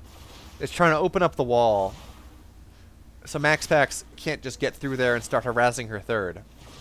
Okay, finally that's going to happen. And now the Adept's going to go in and try to get some work done onto the third base of Nina here. And this is a game already. I appreciate the hugs, Aileros, Aponix. Aileros, Aponix? Anyway, I don't know. I'm trying real hard. But yes, I appreciate your hugs. I just defended my master's thesis yesterday. And, man, while I'm happy to be done, the mental fog is there, and the hug is appreciated more than you know. But anyway, we do have Nina finally taking care of these cheeky build, not even taking care of the pylon and the natural, because there are adepts in her natural. I guess pylons in her, we call this her third. Pylons in her natural, adepts able to get in. And as a result of that, well, she can't really do that. And this is still some free scouting for Nina here, or for Max Pack Series, he's able to see that there's no chrono on the Cybercore, at least not while we're looking at it, and that there's stalkers coming out of there. So that's valuable in and of itself, as the Adepts try to get some work done to really just deny mining from this natural. And Max Packs, because of this, is in a good spot. Income, I say it was in a good spot income-wise, but well, even despite that, Nina mining more and actually finds herself up 5 workers, but the Oracle is now in play, and I am a bad observer. So we have 2 Oracles on the map getting 5 workers, and that worker lead that Max Packs, or that Nina had clawed for herself out just really off of superior macro, I guess, is now gone, as they are both even on workers, and with continued worker production, you should only see it fluctuate 1 or 2 as just probe production begins and ends. Nothing significant. Now we do have Max Packs going for Blink behind this, as his warp gate only just now completes. Not all that different from Nina here, as Nina warps in a couple Adepts to try to do damage of her own. Meanwhile, Oracle's running in. Once again, they will actually not get taken down. 3 more workers will die, and Nina is just going to try to maybe equalize a little. But again, there's a probe here getting ready to wall things off should the Adepts come in. And we have a couple more guests on the way now. Max Packs, you're going to be able to do it. Max Packs not on top of things, but definitely on top of things with the Stalker and the Adepts. So these Adepts should get not a ton done. They will get 3 workers, maybe a 4th. No, they won't. And actually, they will. I would have liked Max Packs to just wall Nina in there. Say, hey, look, you know, we're in the Thunderdome now. I'm not locked in here with you, or you're locked in here with me.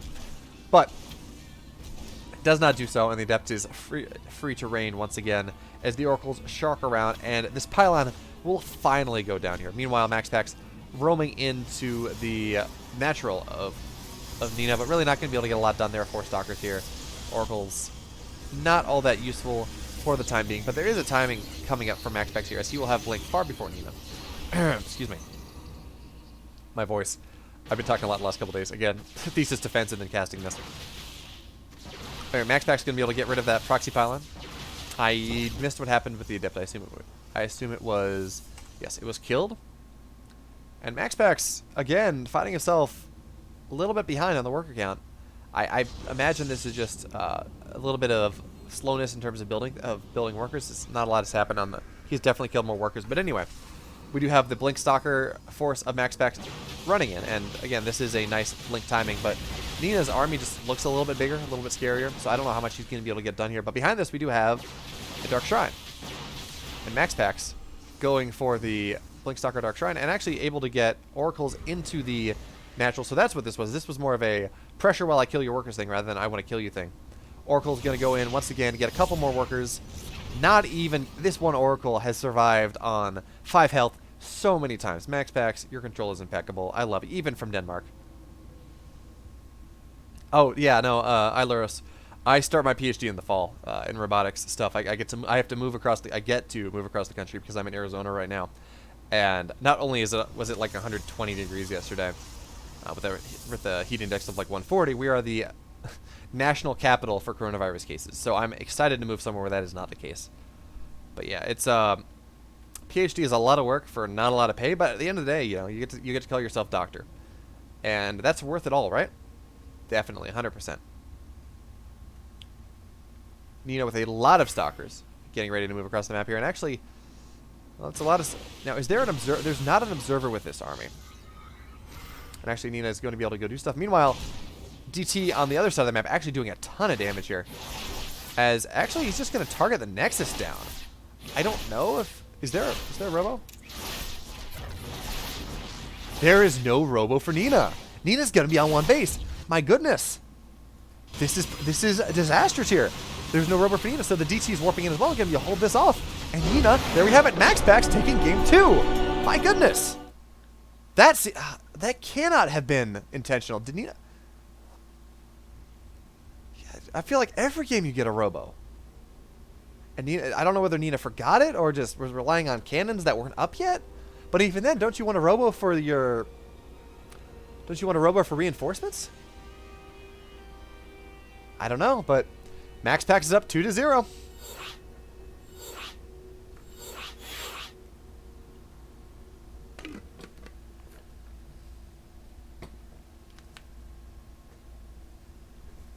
And this may be our last game of the night, friends.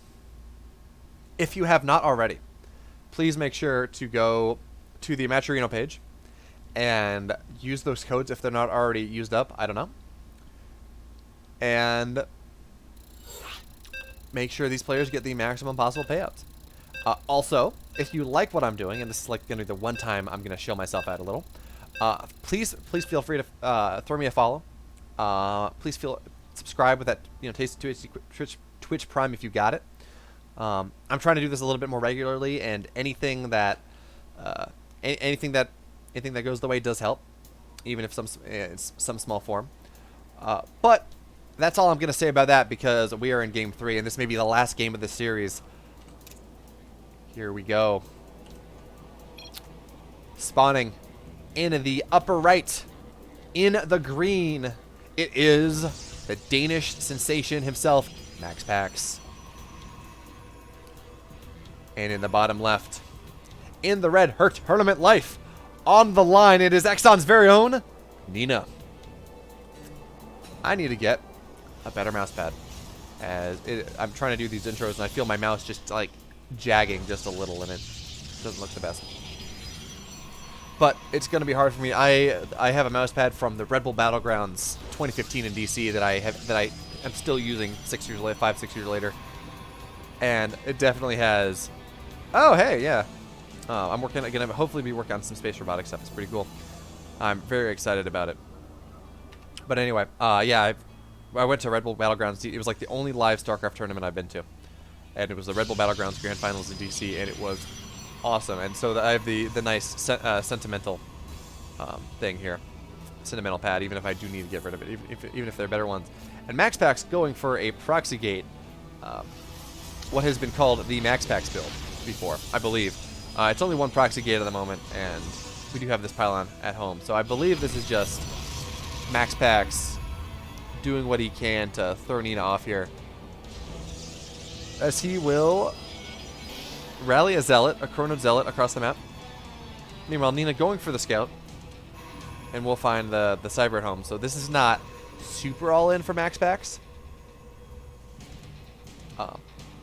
Because I'm a small channel, Thug Life. If you know anyone that would want to watch the final game of the series, please feel free to shout out. But I did this a lot before I started my degree, before I got my aerospace degree, and then I just kind of took a step back from the game. We'll talk about this later, because the game is heating up. Nina pulling her probes to try to defend things. Actually, will not be able to get the wall off. So this Zealot is actually going to do tremendous damage. Good micro from Nina here, going to minimize the damage, but MaxPax going to be able to get only 2 workers. Yeah, only 2 workers. Good micro from Nina here. Oh, hey, Maples. Well, you know what?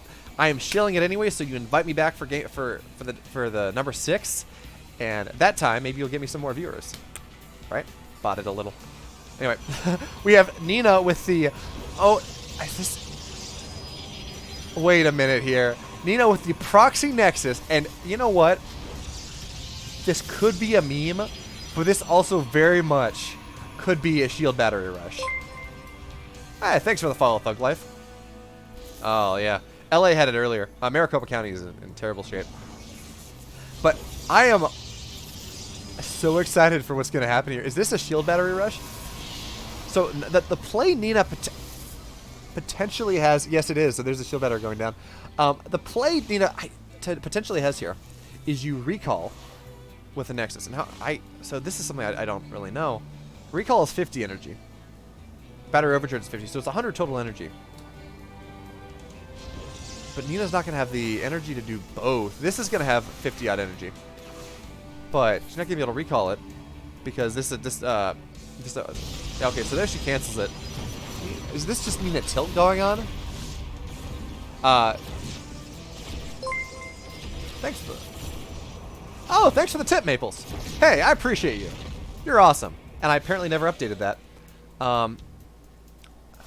You know what, Maples? You get the position of honor on this stream, because I think this is like the first, outside of a couple subscribers, this is the first any sort of tip, sub, whatever I've ever gotten on this channel in particular. So I appreciate you. You're amazing. Thank you so much. I just wish my activity feed would show what that you said. Oh, that's right. It's a Stream Elements thing. So I'm going to have to go read that afterwards. Well, there we have it. Nina, once again, moving out, just trying to get something done with these depths, but this is a full wall for Max Packs. Max Packs, lo digo no.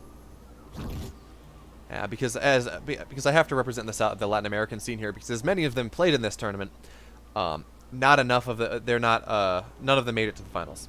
Closest we got was Cham being vanquished 2-0 by Nina in the semifinals, and I assume probably winning the third and fourth place match.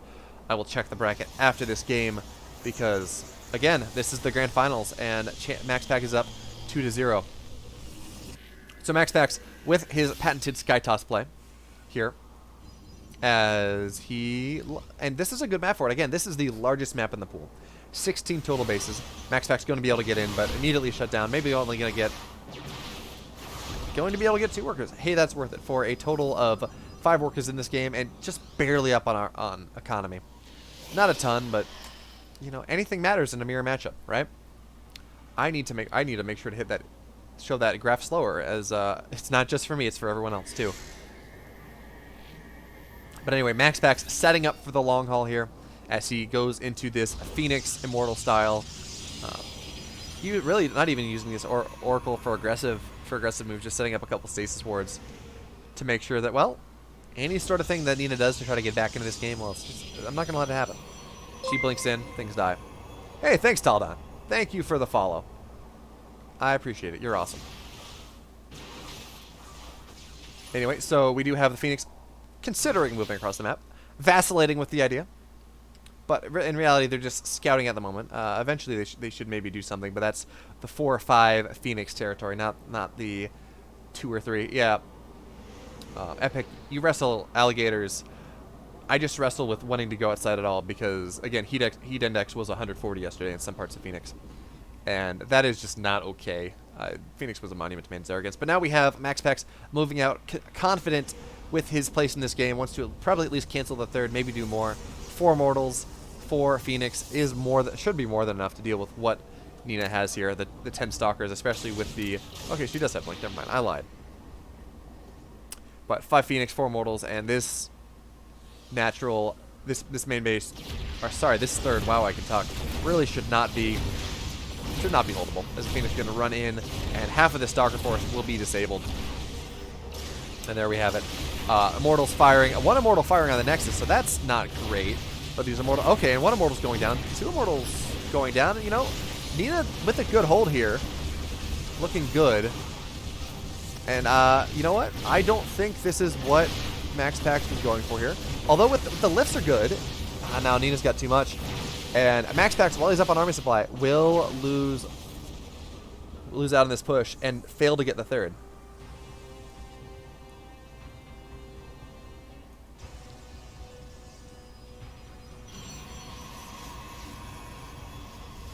But Max Pax still on 2 bases, so he is running out. I would say he's running out of time in this game, but again, he's going for this really powerful Phoenix Immortal style, and this is the mirror image of Game 1. It appears to be what Max Pax likes to do on bigger maps: take a delayed third, put some pressure on, play Phoenix Immortal, get some disruptors for a while, and then just go into Max Carrier and build that army that Nina cannot beat.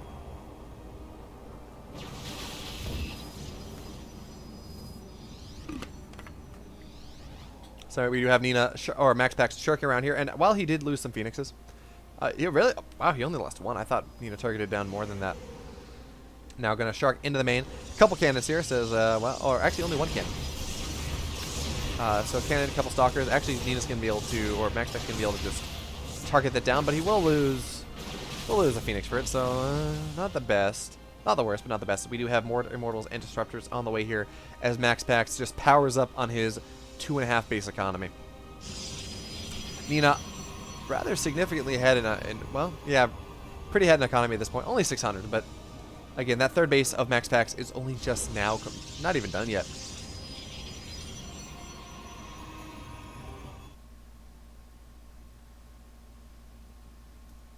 Who's 15? Yeah, Max Pax is like 15.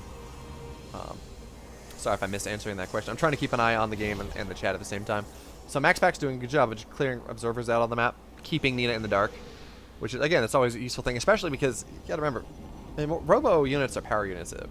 In every matchup, in this matchup in particular, you know, mortals are great against stalkers, things like that. So anything you can do to eat robo time in a PvP is always rather nice. So now we have Nina. She's going to blink in, and the stasis ward. That's a massive one. It actually serves as a really nice force field here too. And I don't think Nina's going to be able to do this anymore. Now, the question though is whether MaxPax can time this disruptor shot right to get these 5 stalkers. He is a professional player. I believe in him, but there we go. He's going to send it out any second now. Meanwhile, Nina going in. So those. Oh, he misses it. Ah, MaxPax. Oh, that's unfortunate. Just barely. Yeah, what I agree. We should sue the weather. Unfortunately, the weather is an inanimate object and does not have legal personhood, unlike certain rivers.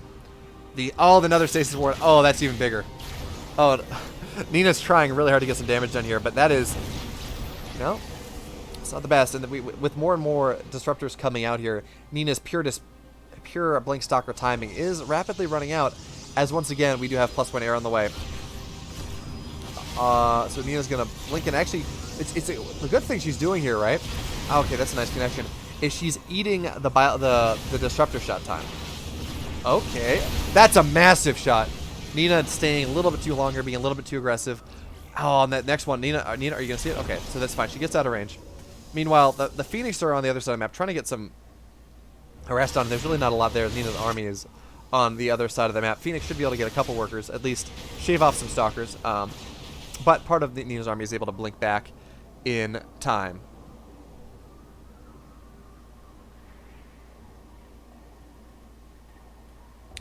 But meanwhile, we do have MaxPax going for that second Stargate. Yeah, second Stargate. He's still only on 3 bases at this point. He's not been able to establish his 4th quite yet. Fleet beacon on the way, and I believe we're going to start to see carriers soon. And the question now is, I have only ever seen Nina. Okay, that's going to be a decent disruptor shot. This 4th will not get up though. And was that a kill? I don't believe that was just a cancel. Anyway, I have not seen Nina win against this style yet. She lost to it in 2 games to what is his name? Clipsale? Something like that. Yesterday, and he's lost 1 game to MaxPax through today. Meanwhile, we do have the Phoenix into the main base, just getting what workers that he can, and that's actually a fairly decent amount. 7 workers going down, and getting the stalkers that warp in as well, which I don't know. Yeah, first. Meanwhile, Nina taking the opportunity here to jump in, just barely jumping out in time. And sure, she's kind of resetting things, but I'm not sure that MaxPax's position is breakable here with the disruptors, with the immortals. And meanwhile, she just continues to take damage at home. I believe the Phoenix... Were the Phoenix recalled? No. Yeah, the Phoenix were recalled to the 3rd base. And, again, the thing that Nina has going for her here is, up until right now, she's been able to continuously delay the 3rd base from going up. Which means that MaxPax does maybe not quite have the economy that he would prefer in this game. MaxPax sends a Disruptor Ball out. No dice. Blink on cooldown. Again, no dice. But the carriers are on their way out, which means that this army from Nina is on the clock. Actually, great target fire from Nina from here, and she may be able to do it here. Not enough cannons. Well, you know, she blinks on 1 carrier, but the shield battery is good. And again, we're seeing the same thing last game, where Nina tries to make something happen on that blink stalker tech with +2, and well, it's not enough. And in doing so, she trades her army supply lead out. Once again, taking an inferior trade. As it appears that Nina does not want to play against this late game style, and really believes that she can win through map vision, through map movement, through what the MOBA players consider to be macro play. How you use the map, how you move around, things like that, rather than what we talk about when we talk about just map, building things and producing things, etc., etc. Now these stalkers are going to go in, and with the amount of carriers that are here and the amount of mortals, I don't see this 4th base getting killed. Although 1 carrier going down, the rest. Oh, okay, so we're gonna be able to blink on, and maybe get the 2nd carrier too. No, Nina. This ends up not being all that great for her, as she just really is forced to blink out once again. And now MaxPax, with the economy, with the army lead here, both in supply and tech, as more carriers are on the way, and yeah. Nina, again, getting into that stage of the game where she's like, look, I don't want to go. I don't want to have to deal with this style late game. I'm just going to try to move around you and pick things off so she's going to be able to get a carrier here. And that's nice. Maybe try to blink at the natural, but there are more carriers. And actually she's going to be able to pick off another disruptor or two. So Nina doing a much better job maintaining the damage here. She gets another carrier just barely. And again, the trade suddenly, I mean, Max Pack's lost 3 carriers. He's lost 15 disruptors this game. And, you know, Nina's looking like she's going to break through here. I didn't like it last game. It looks like she's going to be able to do what she didn't do last time. Her persistence is paying off. And the Phoenix, there's only one Phoenix left on the map too, so it's not like Max Pax can go take advantage of her being on his side of the map and go do something. Nina, once again, just cutting off those rotations between the natural and third. Once again, and again, anything she shaves off here is always nice because just Max Pax cannot defend it. Going to be actually able to depower all of the static defense of this base and just dance around it. Now at this point, the 4th base is open, but Nina's just going to jump onto the carrier, another carrier down, another disruptor down, and what do we have for Max Pax here? There we have it. Nina fighting her way back in this series, down 2-0, playing a style she very clearly does not like playing against. And that I've not yet seen her play, making it work on the biggest map in the pool, on probably the map that is probably the best for that style. Well, maybe after Death Aura. Nina with some impressive plays here, and we move on to Pillars of Gold for map number 4. Alright, but yeah, talking about why this doesn't have 100 viewers. I used to do this a bit more. I did casting for the Ascended Star League back when I was first starting college. I was doing stuff with tempo and things like that, but I really took a step back from the game and really just focused on I got my aerospace engineering degree. I got my master's. I really focused on that. And, you know, getting that master's actually was a little bit annoying because I didn't sign up for the to cast EPT when it was really wide open, so they're now on a big wait list. And whether or not I'm better or worse than any other casters that cast EPT, there's no function of that. There's just a long English casting wait list, and I can't cast in any other language. I'm not that good. I know a little bit of Spanish, but not enough to cast in StarCraft. Not enough to cast StarCraft.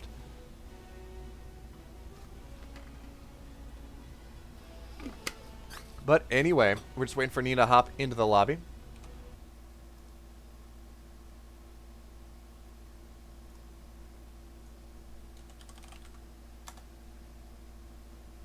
And I finally get to see you. Waiting on Nina.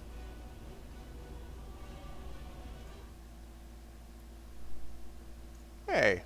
Finally get the chance to read what Maple said. You know what? You appreciate the time I take out of my day to cast. But on the flip side, I enjoy casting. I enjoy the opportunity to put my face, as beautiful or as ugly or as whatever it may be, in front of tens of viewers, even 5s of viewers. Because I like talking about StarCraft. I enjoy this.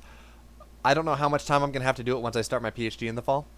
I'm definitely going to try to make work for it, but make room for it. But anyway, in the meantime, I enjoy any opportunities. So, you know, if you have any other tournaments that you run, Maples, and you want me to cast them, I am more than game. Should I be free for something else? Should I not have other responsibilities? And that goes for anyone else too. I don't know what you all do, how involved you are in the scene, whether you're just a casual watcher or something more.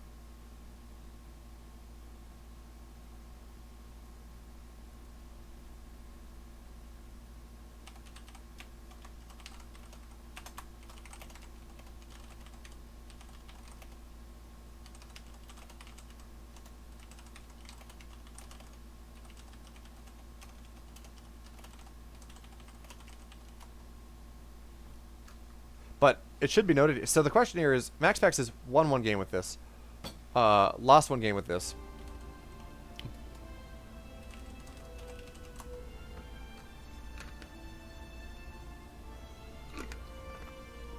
The question is whether Max Pax goes back to it. I thought Pillars of Gold was map 4. Maybe it's map 5. Anyway, I don't know.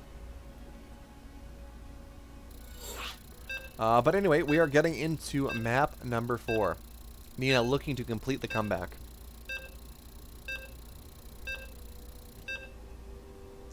Yeah, unfortunately, I don't know the really the really insane intricacies of PvP. I play Zerg, and therefore I kind of follow how Zergs play more than anything else if I watch streamers or whatever. So, I don't understand the matchup maybe quite as well, but that's fine. Just can't be quite as analytical, but you know. Game paused. Ah, it was Pillars of Gold for map number 4. MaxPax made the game. Made Eternal Empire. We load into Eternal Empire. MaxPax paused the game. He says, wait a minute. This is the wrong map. I vetoed this map. So we're gonna get our lobby set up back in a second. And I believe it will be Pillars of Gold this time. As MaxPax just doesn't want to play an Eternal Empire, which is interesting because he has shown such an affinity for that Phoenix Immortal carrier style. And Eternal Empire is one of the maps I've seen it used to pretty great effect.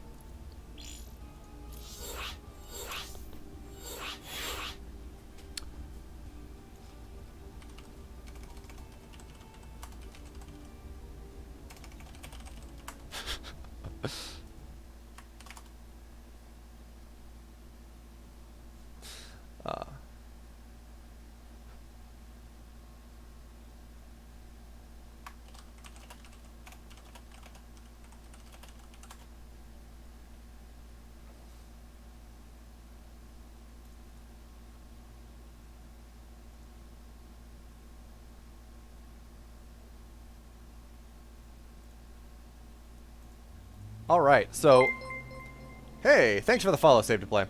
I appreciate you.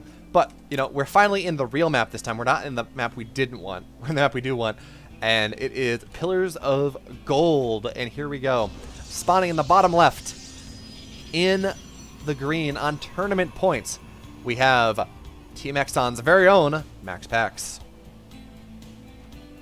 And in the upper right, in the blue. Wow, why do I keep saying I'm not colorblind? It's fine. Her tournament life still on the line, but taking a great game number 3. It is Nina.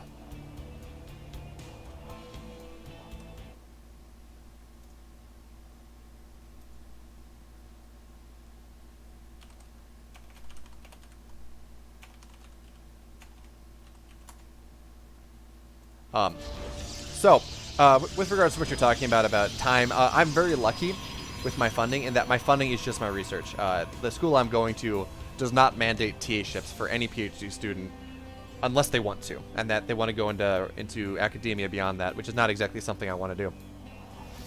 So the way that works is, of course, it means I might have a little bit more time as long as I really schedule myself around it, but we'll see.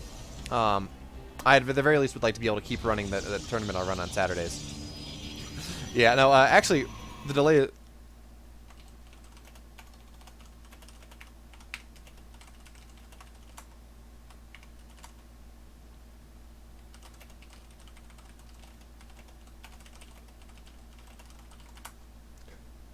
All right, so we do have Nina with the shenanigans this time, going for her own...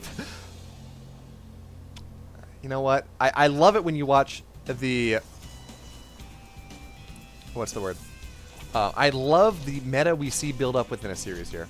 As MaxPax has been, every time Nina's been trying to expand, has been dropping a pylon. So Nina says, you know what? You're going to do that. I can't stop you, but I'm not going to let you get an advantage out of it.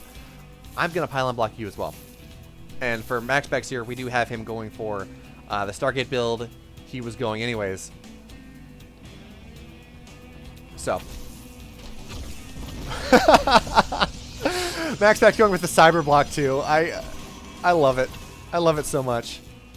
Meanwhile, Nina does not have a Proteus, so she cannot go for the cyber block. And MaxPax may even just let this finish to add insult to injury. I doubt it. I think Nina's going to be able to target it down, but anyway, this is... I love it. This is great. That being said, we do have players with mirrored builds here, both going for some sort of expand, both going for Stargate. MaxPax's Stargate just a little bit faster, and I believe he saw the Stargate of Nina. Yeah, so he saw the Stargate of Nina, so he's just chronoing Phoenix out. Meanwhile, Nina does not know about the Stargate from MaxPax, as of yet. Oh, that's what I want. Does not know about the Stargate of MaxPax as of yet, so she potentially build. Oh, I love the Interstellar soundtrack. The actually anything by Hans Zimmer, and who does pretty much everything of Christopher Nolan's movies, except Tenet. I don't believe he's doing the new one. Anything from Christopher Nolan's movies, Hans Zimmer just does incredible work. And yeah, so fun fact about the Interstellar soundtrack, it was actually it was recorded in Temple Bar, England, and so there we have the Phoenix fight, 2 versus 1. Max Pax Phoenix is going to be able to carry the day here, and that's good because again, if you get stuck in Phoenix Wars, it's hard to get out of. But anyway, so yeah, the organ pieces of the Interstellar soundtrack were actually recorded in Temple Bar, London, which, unlike the Temple Bar in Ireland, which is a bar district, a party district, Temple Bar, London is a church district, right? So they went on, they recorded a church, they rented out a church, and then they recorded everything on the organ on it. And I should stop talking about that for the second, even as that music makes me excited, because is this Nina just winning, or is this Max Pax just winning the game? As he rallies Phoenix across and just does not let Nina build an army. Eating all the shield battery energy, and I'd love to see the Stalker just trying to do things. I mean, meanwhile, Nina building a Void Raid, but Void Raid against 4 Phoenix is not the best, even as this will attempt to kill a Stalker. But yeah, this is just okay. The shield battery overcharge is going to keep Nina alive here, but I wouldn't be surprised to just see Max Pax float into the main at this point. This is absolutely exposed.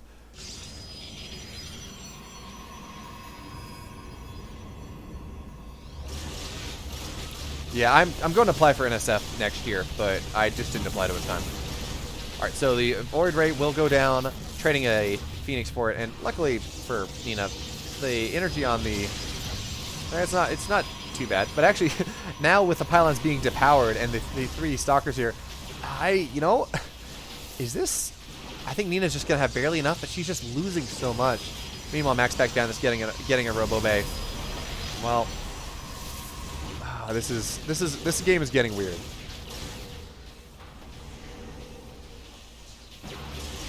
Yeah, you talk about $high fellowships. I am lucky because I'm going to Dartmouth in the fall, and they have like the best stipend of any PhD program in the country, or at least of the Ivies. So that's going to be a good time there. But yeah, my PhD is going to be in mechanical engineering with focus on robotics. Safe to play. I feel like Nina is just slowly dying here. It's like, I feel like she's dead, but neither she nor Max Pax, or I guess probably Max Pax knows. Neither she nor Max Pax knows that she's dead. Where? So Nina's recalling her Stalkers to the. Nina's warping in the Stalkers in her main, and then recalling it to the natural. That doesn't make a lot of sense. Yeah, I think you talk about Max Pax being this insanely creative player. I think part of it is, in all honesty, is the fact that he is young, so therefore he has not necessarily grown up as much with the established StarCraft paradigm that everyone else has that's been playing here forever. So his idea, he doesn't have to worry about thinking the game the same way he does. Meanwhile, hold that thought. Max Pax just rallying, and there we have it. Max Pax taking the series 3-1. That was cool. All right, so he wins this. He knows that there's a Stargate. So he's able to build 2 Phoenix to the 1 of Nina, kill it off, and at that point, it's just a matter of him lifting and killing everything with his 1 Stalker and a couple Stargates. And when he finally gets the warp gate across, he just bulldogs it in, and that's it. That was a really cool game. Actually, that was a really cool series. Max Pax throwing the cheeky stuff around. Max Pax is 14 or 15, I think. 13, 14, 15. But anyway, that was really cool. I'm so glad I was able to cast that. So able to watch that. I'm glad I was able to watch that. Thank you so much to Maples for putting this on, and the rest of the top tier practice crew. If anyone's looking for group to go figure out how to play, ask people questions, find practice partners, just talk about StarCraft in general, answer odd daily polls. Take a look. The Discord link is under the bracket, is included in the bracket command. They're a cool bunch of people. Highly recommend it. They're probably one of the larger StarCraft improvement communities that exist in StarCraft. And if you're looking for more tournament play at a lower level, if you're looking to something similar but maybe a bit more coaching focused, take a look at the Discord that I have linked on my channel. We're the evochamber. Pascat is the other co-founder of that.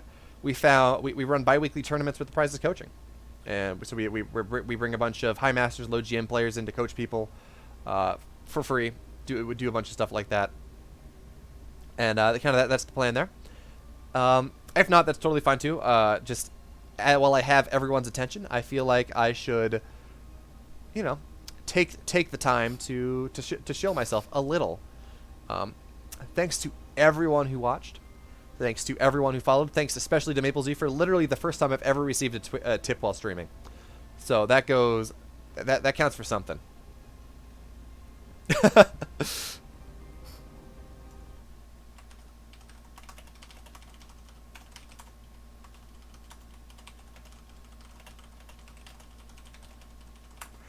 But yeah, I'm going to be trying to do more of this. I certainly, if they...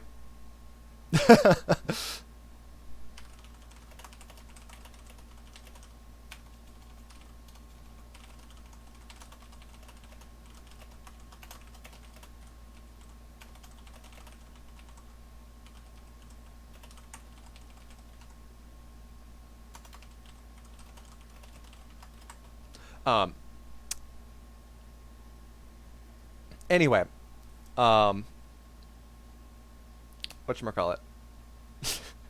I totally lost my train of thought because I got excited talking in chat to someone who's apparently getting literally the exact same PhD as I am. So that's kind of cool, even if they are going to be literally as far apart as possible, almost, in the country. If they're in LA and I'm going to be up in New Hampshire. But anyway, that's what happened. Again, thank you to everyone who followed. Thank you to Maples for the tip. Again, it's incredibly exciting. The first one I've ever gotten. I'm going to be trying to do more of this. Hopefully, he'll let me cast the next one. I enjoyed it. I got to cast some really cool games from some really cool players. And with that, I am signing off for the day. I hope everyone has a wonderful day, a wonderful week. Hope that everyone stays safe, stays inside if you can, doesn't... stay socially distant if you can't. And have a wonderful rest of your day, everyone. I'm signing off. Have a good one.